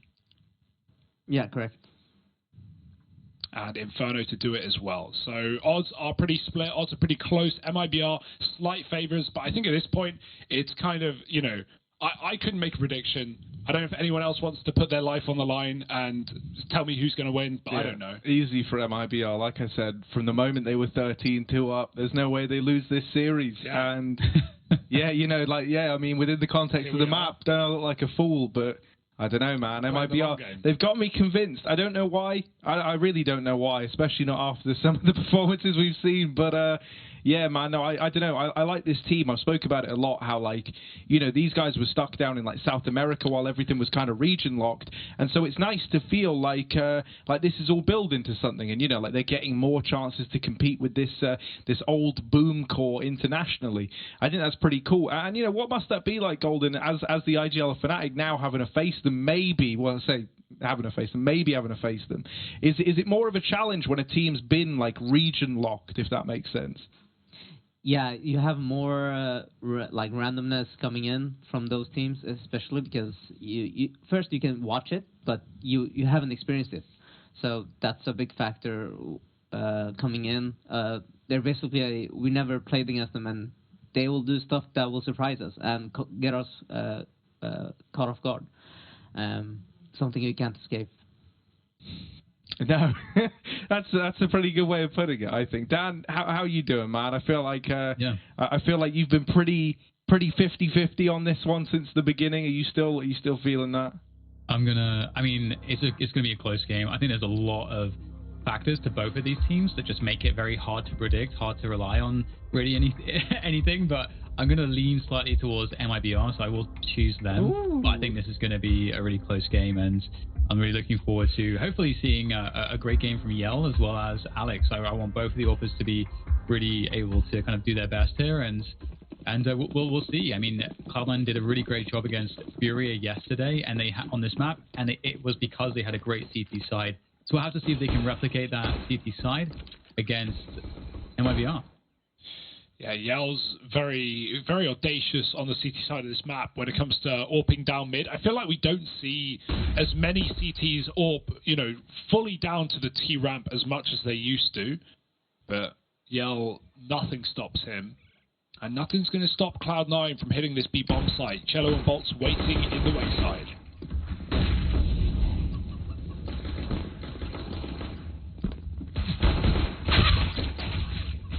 Oh. Man, this is a brawl. So yeah, no, the Cello has been like I think in these last few games, especially like the standout individual. I think him and Yell are two of the big difference makers. But this round isn't over yet, and Alex and Mezzi are showing us that, right? The two UK flag gents popping off there. Have to get that mentioned in at least once a series, I reckon. Guys, my prediction, he gets 2 and dies. Okay. Straight back on it. Straight back on that same bullshit from Golden. I love it. I love that that's what we get. Yell, let's see, man. Does the prophecy come true? Ooh, it's going to be tricky to get to. If they don't triple swing him, he gets 2. All right. Ooh, there's the swing. Oh, they do triple swing him. But you covered your bases there, Golden. I like that, right? Play both sides, so you're always on top. Great shots from Cello, but not enough for the round. Yeah, he has a really crisp aim. I'm not sure if he like lifts his mouse after each swipe he does with it. It looks very crisp. So you get the force, yeah.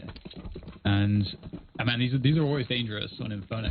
So we'll see what Cloud9 do in their force fight. Taking some initial top banana control is a nice start. We've got a stack towards the porch side, which is It's great normally because you can often get isolated with like an arch smoke or something when teams are defaulting. So that's one of the reasons why CTs will like to try to stack there if they want to fight top mid, as opposed to waiting for you to execute on a site. That can be a good way, good little setup to force the action. Yeah, I think Inferno is one of the better maps to buy to have these types of buys, because it's such, you know, so close range. Easy to get up in their face with your pistols and SMGs. Yeah, I agree. It's such a fun map to force buy on. Yeah. Also, like one smoke can block an entire entryway, and you can just. That's why a lot of teams go for these types of buys with like 4 or 5 smokes, and you just rotate around and smoke off the same paths. Yeah, it's been an approach I think we saw from maybe Astralis, like was one of the very first teams, like back before the economy changes. And that's a long time ago. I remember they would really create a lot of problems for teams like this. And now it's like such a standard approach. And I mean, look at this. I mean, MIBR have wasted so much time. There's 20 seconds. If anything goes wrong, they might just lose the round here. Push does come in eventually, and there's no kind of cheeky deagle shots that lands and kind of slow things down. So it looks like they'll be okay, but that honestly feels really scary. Like, do you ever want it to be the case that you just wait out the smokes like that and have only 20 seconds, or do you feel like they should have pushed one of those top mid smokes with a flash before then? I feel like